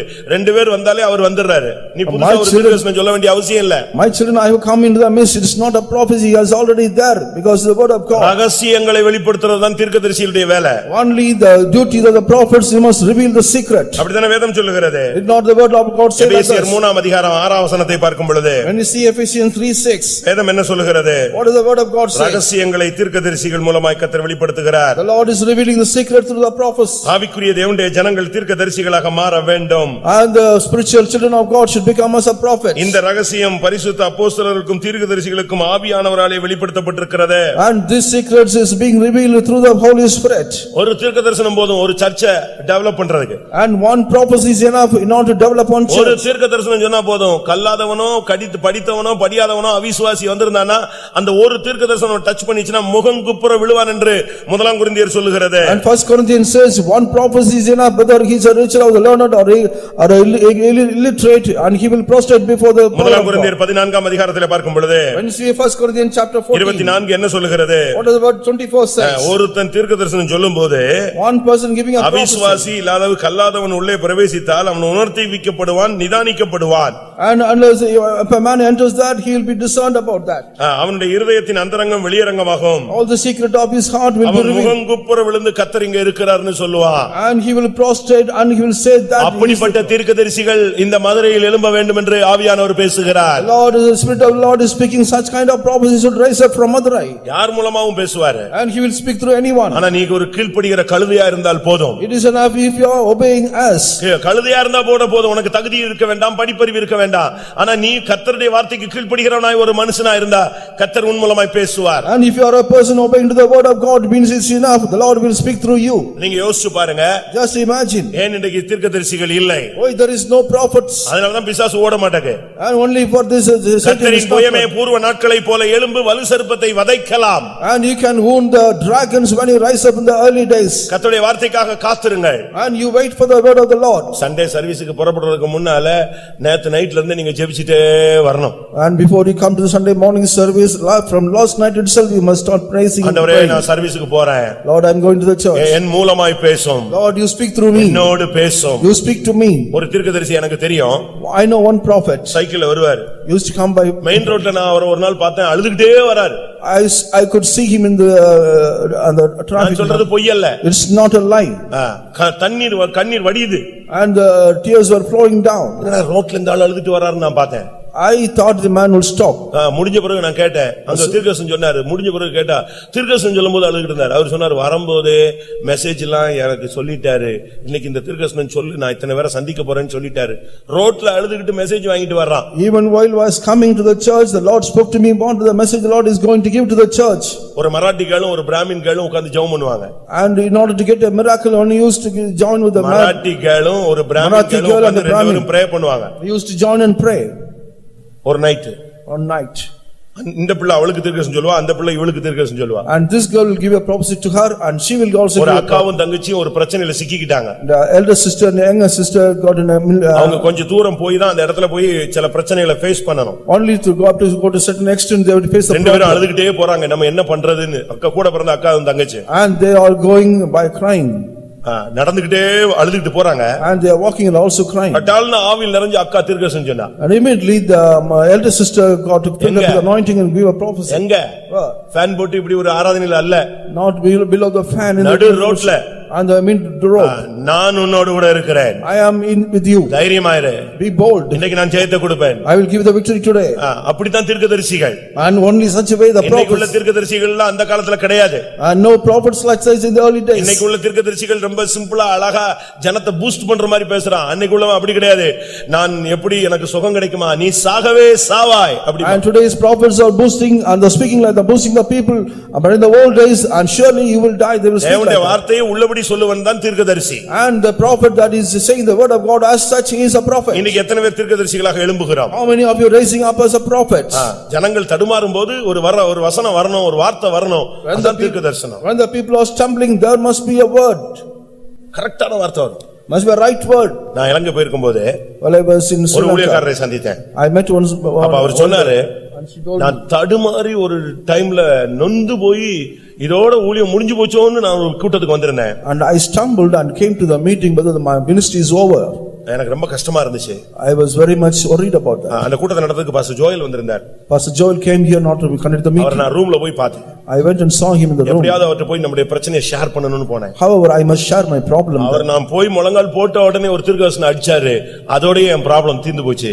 இன்னைக்கு வரைக்கும் நான் நிக்கிறேன் ஊழியத்துல. As soon as I entered his room, he started to give a message through a prophecy and the message and the problem is over. தீர்க்கதரிசிகளாக மாற வேண்டிய காலம் இதுதான். This is the time that we must be changed as a prophets. நீ ஒப்பு கொடுத்தா கர்த்தர் உன் மூலமா பேசுவார். If you surrender, the Lord will speak through you. நான் ஒரு சபையில இருந்தேன். I was in a church. அந்த சபையில சண்டே சர்வீஸ்ல ஒரு 8 வயசு பையன் தீர்க்கதரிசனம் சொல்லுவான். And the particular church, 8-year-old boy used to give a prophecy. சின்ன பையன். Small boy.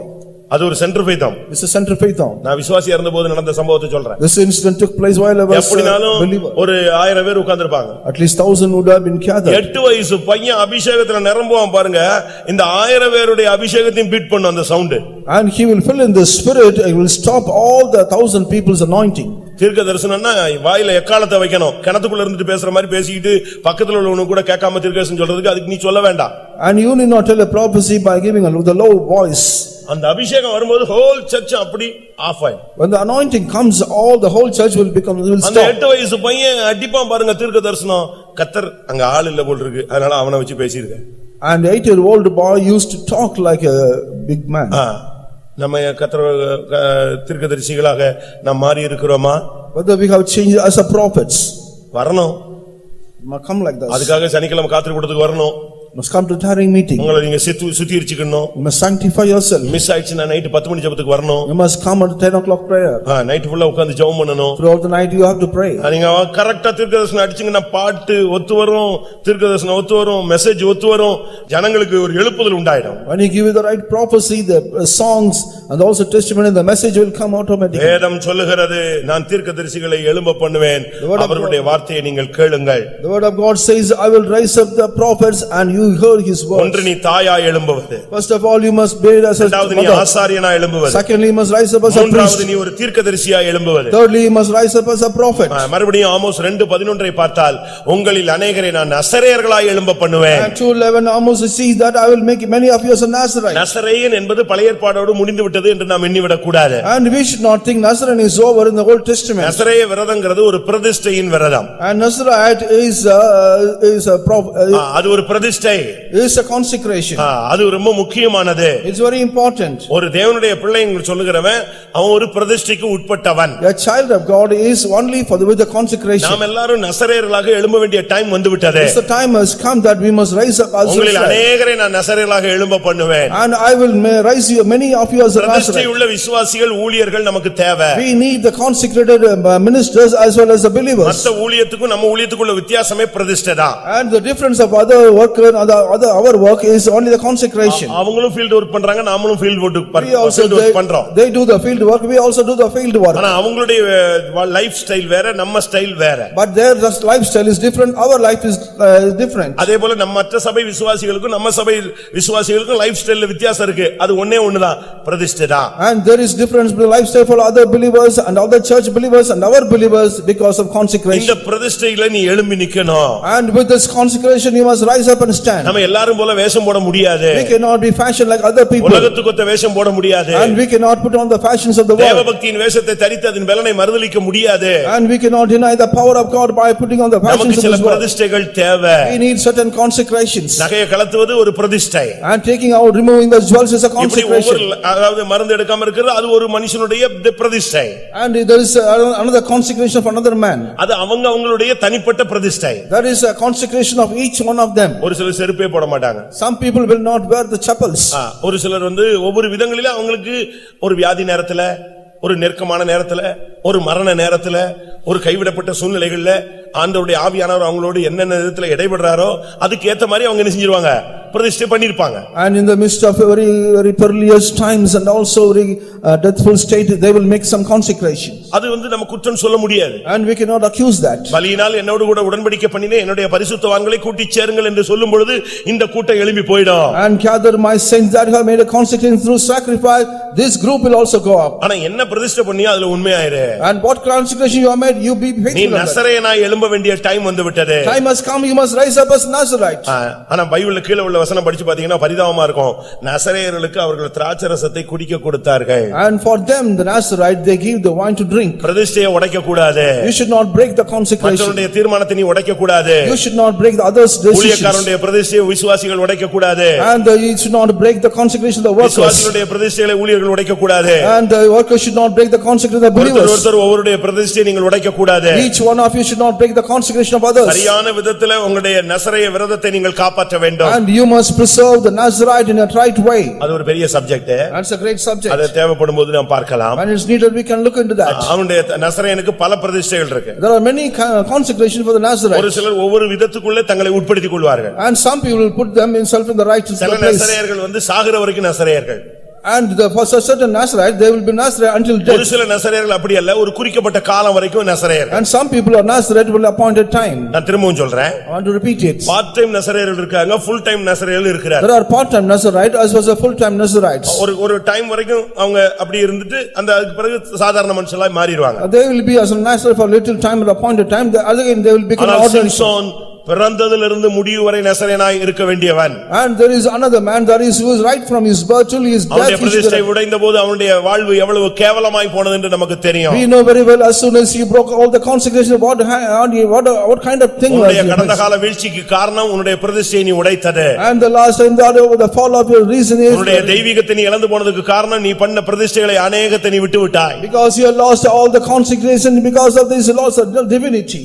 சாமுவேலை குறித்து நீங்கள் படிச்சு பாத்தீங்கன்னா அவனும் ஒரு நசரேயன். And when you see about Samuel, he is also Nazarite. சாகும் வரை தன்னுடைய பிரதிஷ்டையை நஷ்டப்படுத்த அவன் இடம் கொடுக்கவில்லை. He did not give room so that he can lose all the Nazarite till his death. நம்மில் எத்தனை பேர் நசரேயர்களாக எழும்புகிறோம்? How many of you are rising up a Nazarite? நசரேயனுக்கு சில பிரமாணம் இருக்கு. There are certain laws for சில Nazarites. காரியத்தை தொட்டா தீட்டு.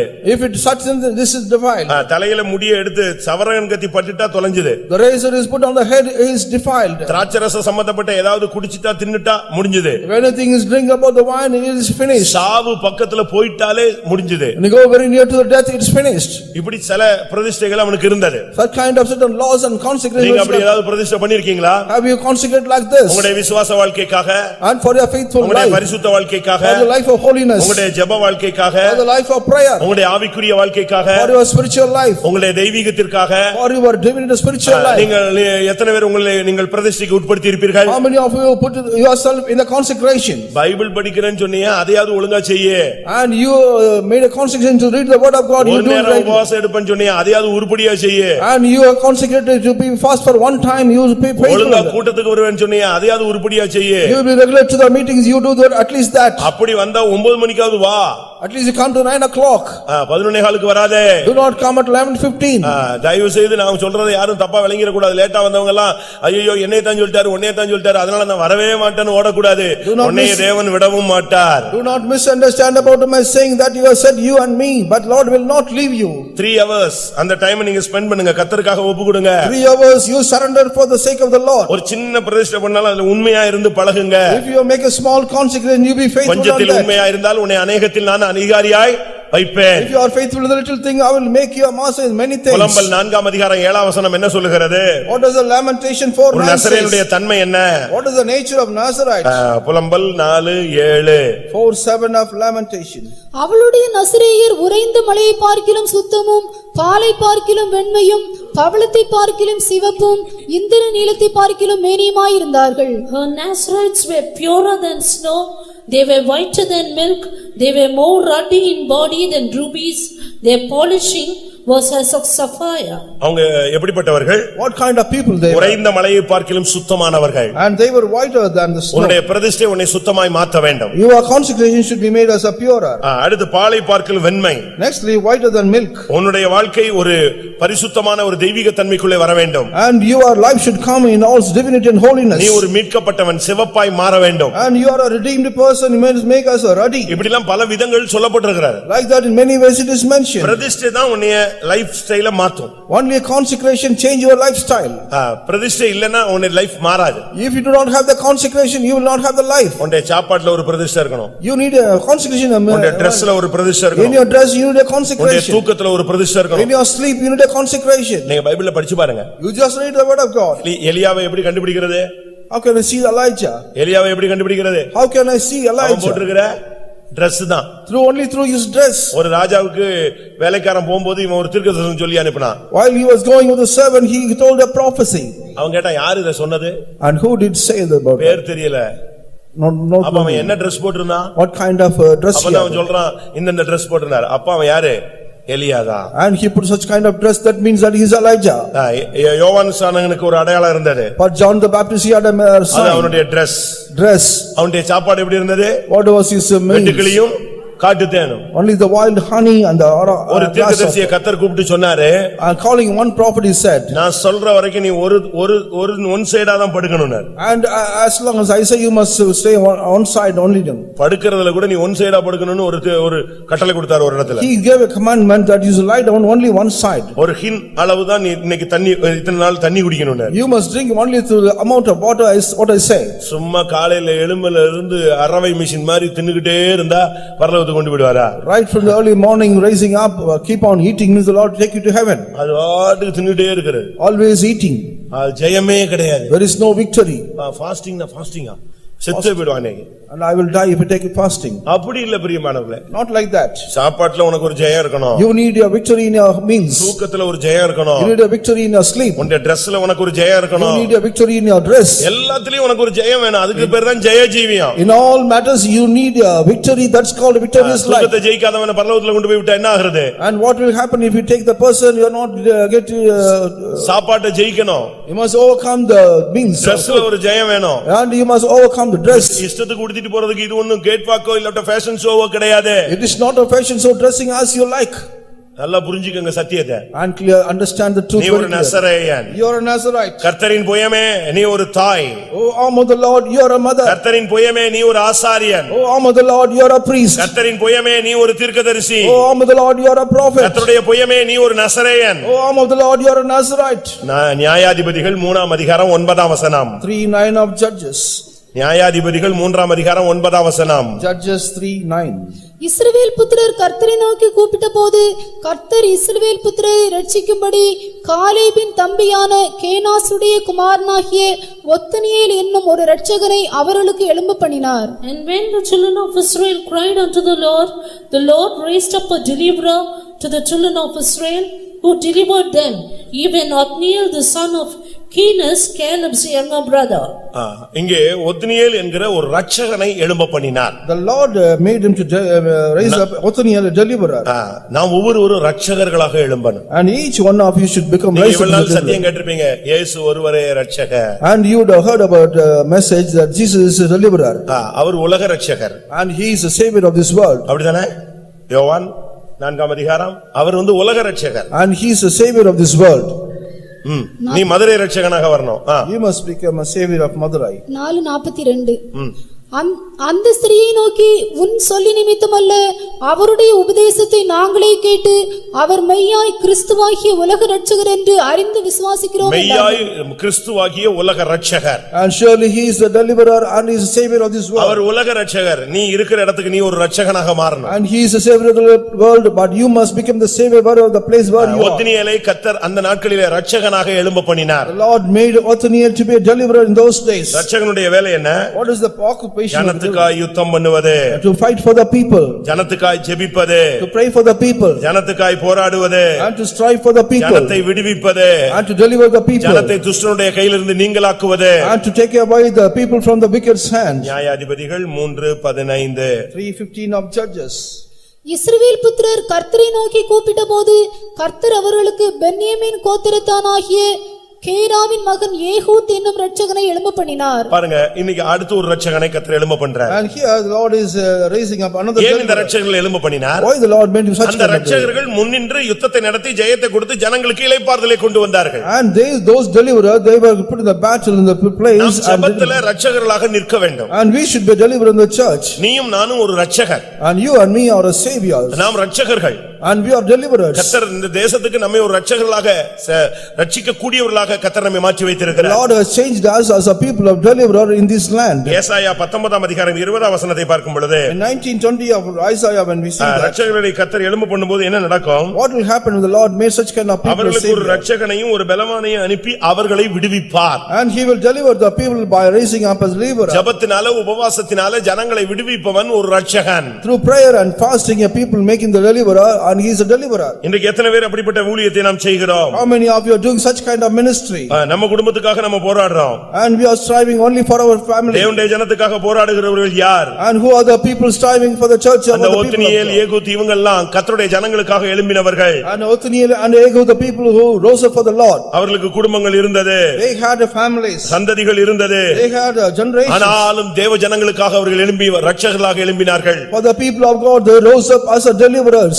ரட்சகர்களை தேவன் எழுப்புகிற நோக்கம் என்ன? What is the purpose the Lord is raising up deliverers? ஜனங்களை விடுவிப்பது. Not to deliver the people. ஜனங்களுக்கு கர்த்தர் பிசாசின் பிடியிலிருந்து விடுதலை கொடுப்பதற்காக. And to take away the people from the clutches of Satan. இரண்டாம் ராஜாக்கள் 13ஆம் அதிகாரம் 5ஆம் வசனத்தை பார்க்கும் பொழுது, and we see 13:5 of 2 Kings. கர்த்தர் இஸ்ரவேலுக்கு ஒரு ரட்சகனை கொடுத்ததினால் அவர்கள் சீரியனுடைய கையிலிருந்து நீங்கலானார்கள். Because the Lord gave them deliverers, they were able to deliver from the people of God. ஆனபடியால் இஸ்ரவேல் ஜனங்கள் முன்போல் இளைப்பாறுதலோடு கூடாரங்களில் தங்கி இருந்தார்கள். And only because of this the people have the Israel were when the state of மதுரைக்கு நீ ஒரு Ratchagan. for the Madurai you are another. நீ இருக்கிற கிராமத்துக்கு நீ ஒரு Ratchagan. The place where the world village நீ you are வேலை deliverer. பார்க்கிற இடத்துல நீ ஒரு Ratchagan. And in the appointed place you are deliverer. நீ ஊழியம் செய்கிற இடத்துல நீ ஒரு Ratchagan. The place where you are ministering you are a deliverer. நீ ரட்சகனாய் மாறினாதான் சீயோனுக்கு போய் சேர முடியும். Only when you become as a deliverer you can reach நீ Zion. ரட்சகனாய் மாறினாதான் எருசலேமிலே கால் வைக்க முடியும். Only when you become a deliverer you can step into the New Jerusalem.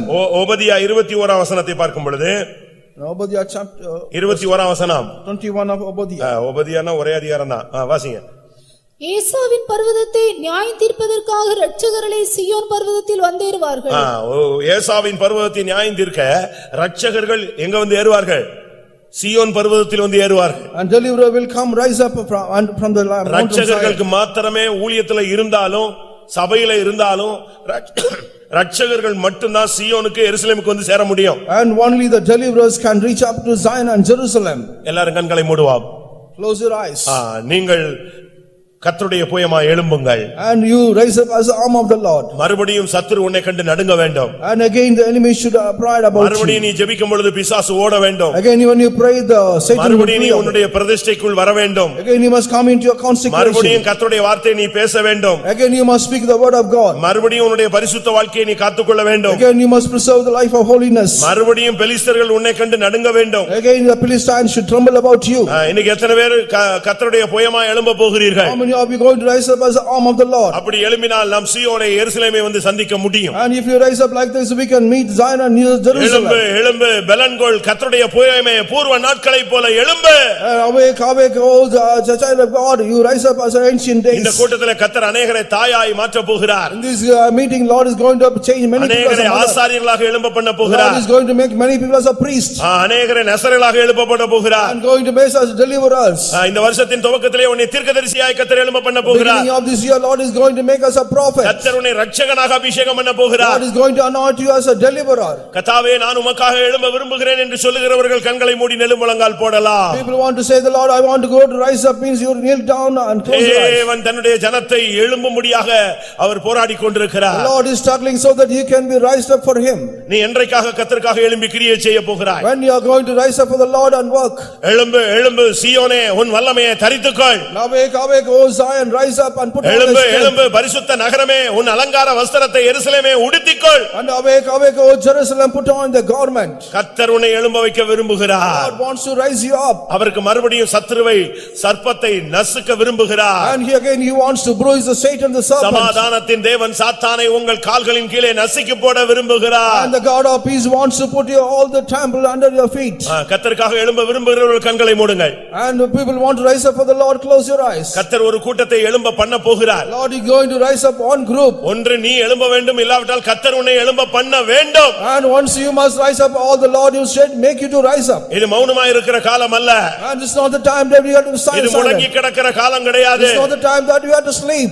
இது தேவனுக்காக எழும்பி நிற்க வேண்டிய காலம். This is the time that we have to rise up and stand for the God. எத்தனை பேர் கர்த்தருக்காக எழும்ப உங்களை ஒப்பு கொடுக்கிறீர்கள்? And how many are going to surrender not to rise up for the Lord? கர்த்தர் இந்த காலை வேளையில உன்னோடு தான் பேசிக் The கொண்டிருக்கிறார். Lord is speaking to you this morning. உன்னுடைய பிள்ளைகளை கர்த்தர் நசரேயர்களாக எழும்ப பண்ண போகிறார். And the Lord is going to make us a children as a நம்முடைய Nazareth. பிள்ளைகளில் அநேகரை தீர்க்கதரிசிகளாக எழும்ப பண்ண போகிறார். And many of the Lord is going to rise up as a prophets. நம்முடைய விசுவாசிகளில் அநேகரை தாயாய் எழும்ப பண்ண போகிறார். And many of our believers are going to rise up as a mothers. நம்முடைய ஜனங்களில் உங்களில் ஒரு கூட்டத்தை ஆசாரியர்களாக இரத்தத்தினால் கழுவப்பட்டவர்களாக எழுப்ப பண்ண போகிறார். God is going to make many some people as a priest and going to wash them. எல்லா ஊழியர்களையும் விசுவாசிகளையும் இரட்சகர்களாக எழுப்ப பண்ண போகிறார். God is going to make all the believers as a deliverers. ஒரு வார்த்தை சொல்லு. And you speak one word. இயேசுவை பற்றி ஒரு வார்த்தை பேசு. You speak one word about Jesus. நீ கிறிஸ்தவன் என்பதை வெளிப்படுத்து. You reveal yourself as a Christian. அந்த நாகமானுடைய வீட்டிலே வேலை பார்த்த ஒரு இஸ்ரவேலின் சின்ன பிள்ளை ஒரு சுவிசேஷம் சொன்னாள். ஒரு பெரிய அற்புதம் நடந்தது. A small lad found in the house of Aman, he spoke a gospel there.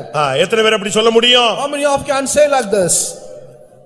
கர்த்தாவே என்னையும் என்னுடைய பிள்ளைகளையும் என் சந்ததிகளையும் உமக்காக எழும்ப பண்ணுன்னு சொல்றவங்க கைகளை உயர்த்துங்க. And be the raise of the people, Lord, raise me up, myself, my wife and all children. ஆமென். கர்த்தர் உன்னை எழும்ப பண்ணுவார். Lord will make you rise up. ஒன்னு நீ எழும்பணும் இல்லாட்ட தெய்வம் எழும்ப பண்ணணும். First you must rise up, or the Lord will make you to rise up. இந்த ரெண்டும் தேவன் செய்யக்கூடிய காரியம்தான். And both are things the Lord is able to do. நீ எழும்பிட்டா போதும் கர்த்தர் எழும்பி விடுவார். And it is enough if you rise up, the Lord will do that. இன்னைக்கு கர்த்தர் அற்புதம் செய்ய ஆயத்தமாய் வந்திருக்கிறார். And he is ready to do the miracle. நீ தாயா எழும்பு. You rise up as a mother. கிராமங்கள் செழிக்கட்டும். Let all the villages. ஆசாரியனா எழும்பு. You rise up as a priest. ஜனங்களுக்கு மீட்பு உண்டாகட்டும். And let the redemption take place in the church. தீர்க்கதரிசியா எழும்பு. You rise up as a priest. ஜனங்களுக்கு வார்த்தை கிடைக்கட்டும். And let the people get the word. நசரேயனா எழும்பு. You rise up as a Nazarite. தேசத்திலே ரட்சிப்பு உண்டாகட்டும். Let there be salvation to this land. ரட்சகனா எழும்பு. You rise up as a deliverer. சத்துரு சிதறுண்டு ஓடட்டும். Let the enemies be scattered and run off. கர்த்தருக்காக எழும்புகிறவர்கள் எத்தனை பேர்? இல்லாவிட்டால் கர்த்தர் எழும்ப பண்ண வேண்டும் என்று காத்திருக்கிறவர்கள் எத்தனை பேர்? அவங்க மட்டும் கைகளை உயர்த்துங்க. நீங்க வந்துட்டு சும்மா போயிடக்கூடாது பிரியமானவர்களே. இந்த வார்த்தை எல்லாம் உன்னை விட்டு போகாது. தேவனுடைய வார்த்தை உன்னை விட்டு வெளியே போகாது. நீ சாகுற வரைக்கும் இந்த வார்த்தைகள் உன் ரெண்டு காதிலையும் தொனித்துக் கொண்டே இருக்கும். கர்த்தரின் புயமே எழும்பு. நீ தூங்கிக் கொண்டிருக்கும் போது இந்த வார்த்தை கேட்கும். நீ படுக்கையில இருந்து எழும்பி உட்காரும் போது கேட்கும். நீ பஸ்ல போகும்போது கார்ல போகும்போது இந்த வார்த்தை கேட்கும். கர்த்தருடைய புயமே எழும்பு.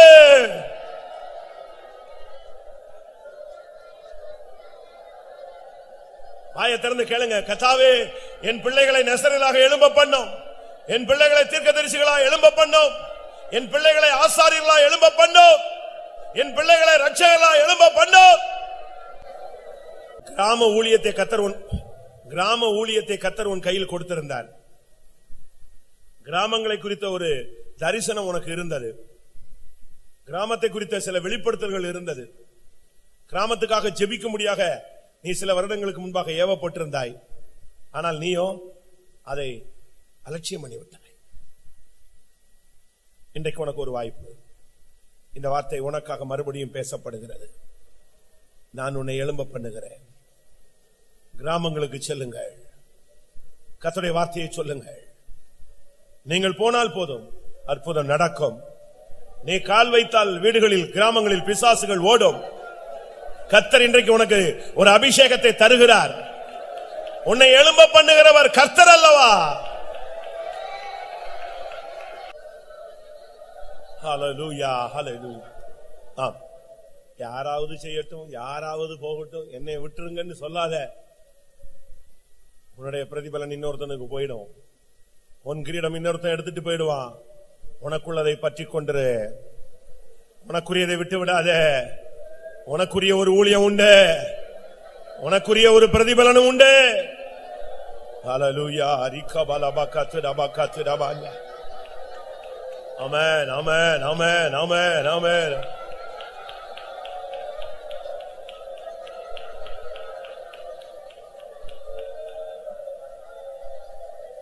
Hallelujah,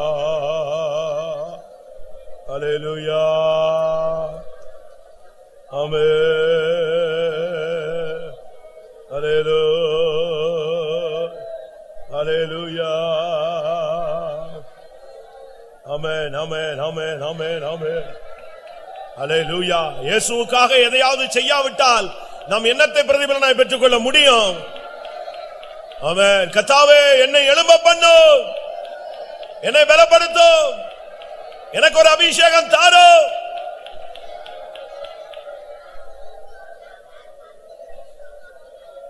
ஹல்லேலூயா,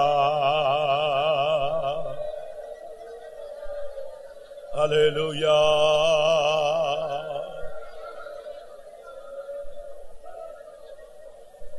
ஹல்லேலூயா. ஆமென்.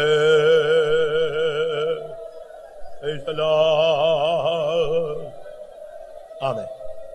இன்னைக்கு கர்த்தர் 5 காரியங்களை கர்த்தர் உன்னோடு பேசி இருக்கிறார். இந்த 5இல் நீ எதுவாக எழும்பும்படியாக கர்த்தர் உன்னோடு போராடி கொண்டிருந்தார் என்று உனக்கு தெரியும். இந்த காலை வேளை உன் நிலவரத்தை மாற்றும்படியாக தேவன் கிரியை செய்து கொண்டிருக்கிற ஒரு அருமையான நேரம். கர்த்தர் திட்டவட்டமாய் உன்னோடு பேசி இருக்கிறார். அது உனக்குரிய வார்த்தை. கர்த்தர் இந்த கூட்டத்தில் அநேகரை தாயாக எழும்ப பண்ண போகிறார். அநேக தீர்க்கதரிசிகளை சபையிலே உருவாக்க போகிறார். நம்முடைய சபையிலே பிரதிஷ்டையுள்ள ஒரு கூட்டம் எழும்ப போகிறது.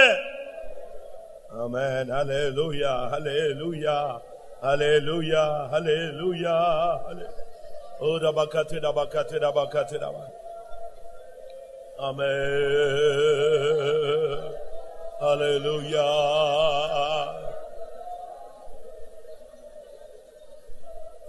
Hallelujah.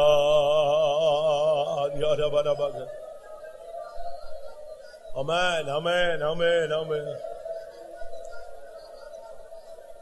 Hallelujah. Amen. தெபொராளுக்குள்ள இறங்கின அந்த வல்லமை நமக்குள்ள இப்ப இறங்கணும். எத்தனை பேருக்கு தேவை? ஒரு 2 நிமிஷம் டைம் எடுத்துக்கிறேன். தெபொராளுக்குள்ள இறங்கின அந்த சக்தி, அவள் சொல்றா, நான் தாயாக எழும்பும் அளவும், இஸ்ரவேலிலே நான் தாயாக எழும்பும் அளவும். எத்தனை பேருக்கு அந்த அபிஷேகம் தேவை? இந்த அபிஷேகம் வந்தா உன்னால உட்கார முடியாது. பிள்ளைக்கு சுகம் இல்லைன்னா தாய் தூங்குவாளா? ஜனங்கள் வேதனைப்படும் போது உன்னால தூங்க முடியுமா? தாயின் அபிஷேகம் உனக்குள் வரட்டும். ஹல்லேலூயா, ஹல்லேலூயா. ஆமென். சாமுவேலுக்குள்ள இருந்த நசரேயன் என்ற ஆவி உனக்குள் வரட்டும். ஹல்லேலூயா, ஹல்லேலூயா. ஒத்னியேலுக்குள்ள இருந்த அந்த இரட்சகனின் அபிஷேகம் உனக்குள் வரட்டும். ஆமென், ஆமென். ஆம். ஏன் கர்த்தர் இந்த வார்த்தைகளை நம்மோடு பேசுகிறார்? இந்த நாட்கள் மதுரைக்கு ரட்சிப்பு தேவையான ஒரு காலம். பாழாய் போன கிராமங்கள் சீர்பட வேண்டிய காலம் இதுதான். தீர்க்கதரிசிகள் மதுரைக்கு தேவை, நசரேயர்கள் மதுரைக்கு தேவை, இரட்சகர்கள் சபைக்கு தேவை. கர்த்தர் இந்த கூட்டத்தில் அநேகரை முத்திரித்திருக்கிறார் என்று நான் விசுவாசிக்கிறேன். ஏனென்றால் தேவனுடைய வார்த்தை அந்தந்த ஆளுக்கு நேரம் ரீச் ஆயிருக்கும். ஆமென். நசரேயர்களை நோக்கி அந்த வார்த்தை போயிருக்கும். தீர்க்கதரிசிகளை நோக்கி கர்த்தருடைய வார்த்தை போயிருக்கும். இரட்சகர்களை நோக்கி தேவனுடைய வல்லமை போயிருக்கும் என்று விசுவாசிக்கிறேன். ஓ தியாரபாலா பக்கரா பக்கரா.